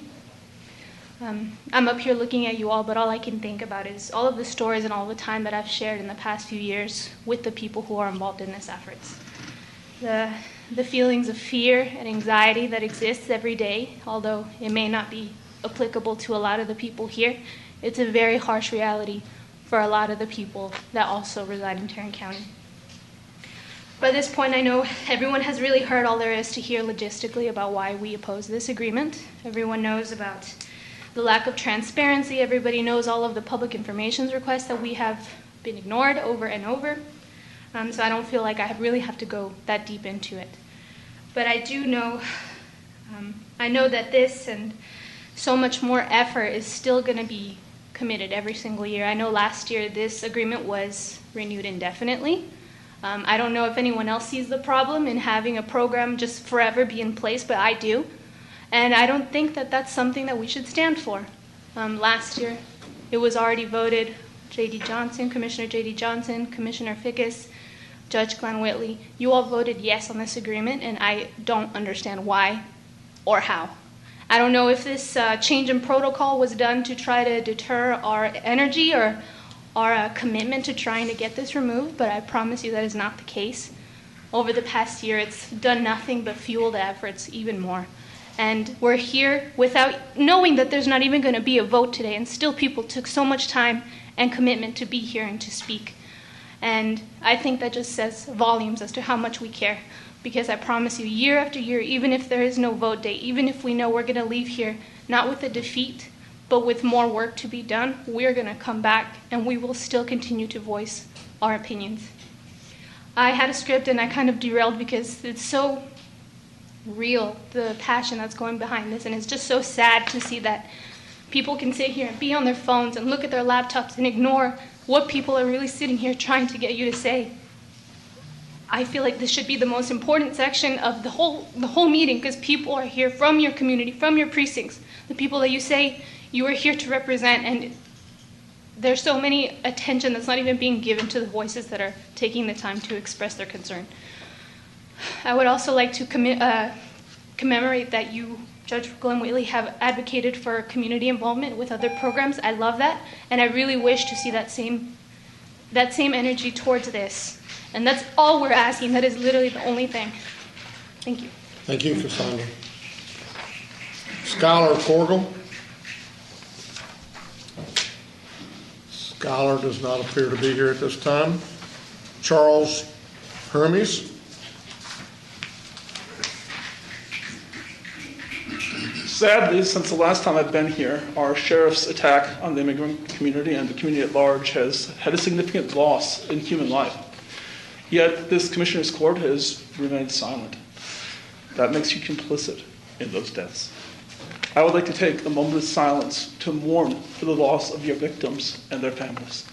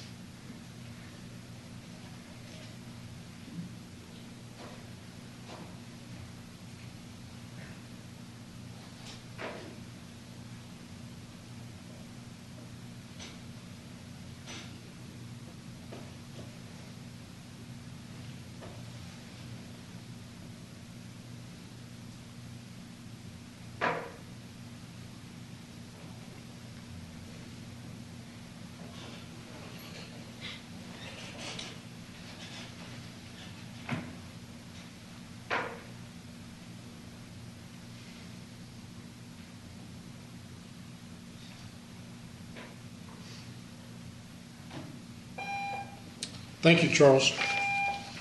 That concludes our audience participation for the day. We'll now recess our open meeting and proceed to close to discuss items exempted. Why are y'all laughing? Oh, nothing, Reason? Judge. Nothing, Judge. Don't worry about it. You're not using a signature stamp anywhere around here, are you? That's good. Having returned from our closed session, there being no business to conduct at this time, we stand adjourned. We're holding them all back. We're going to roll them in.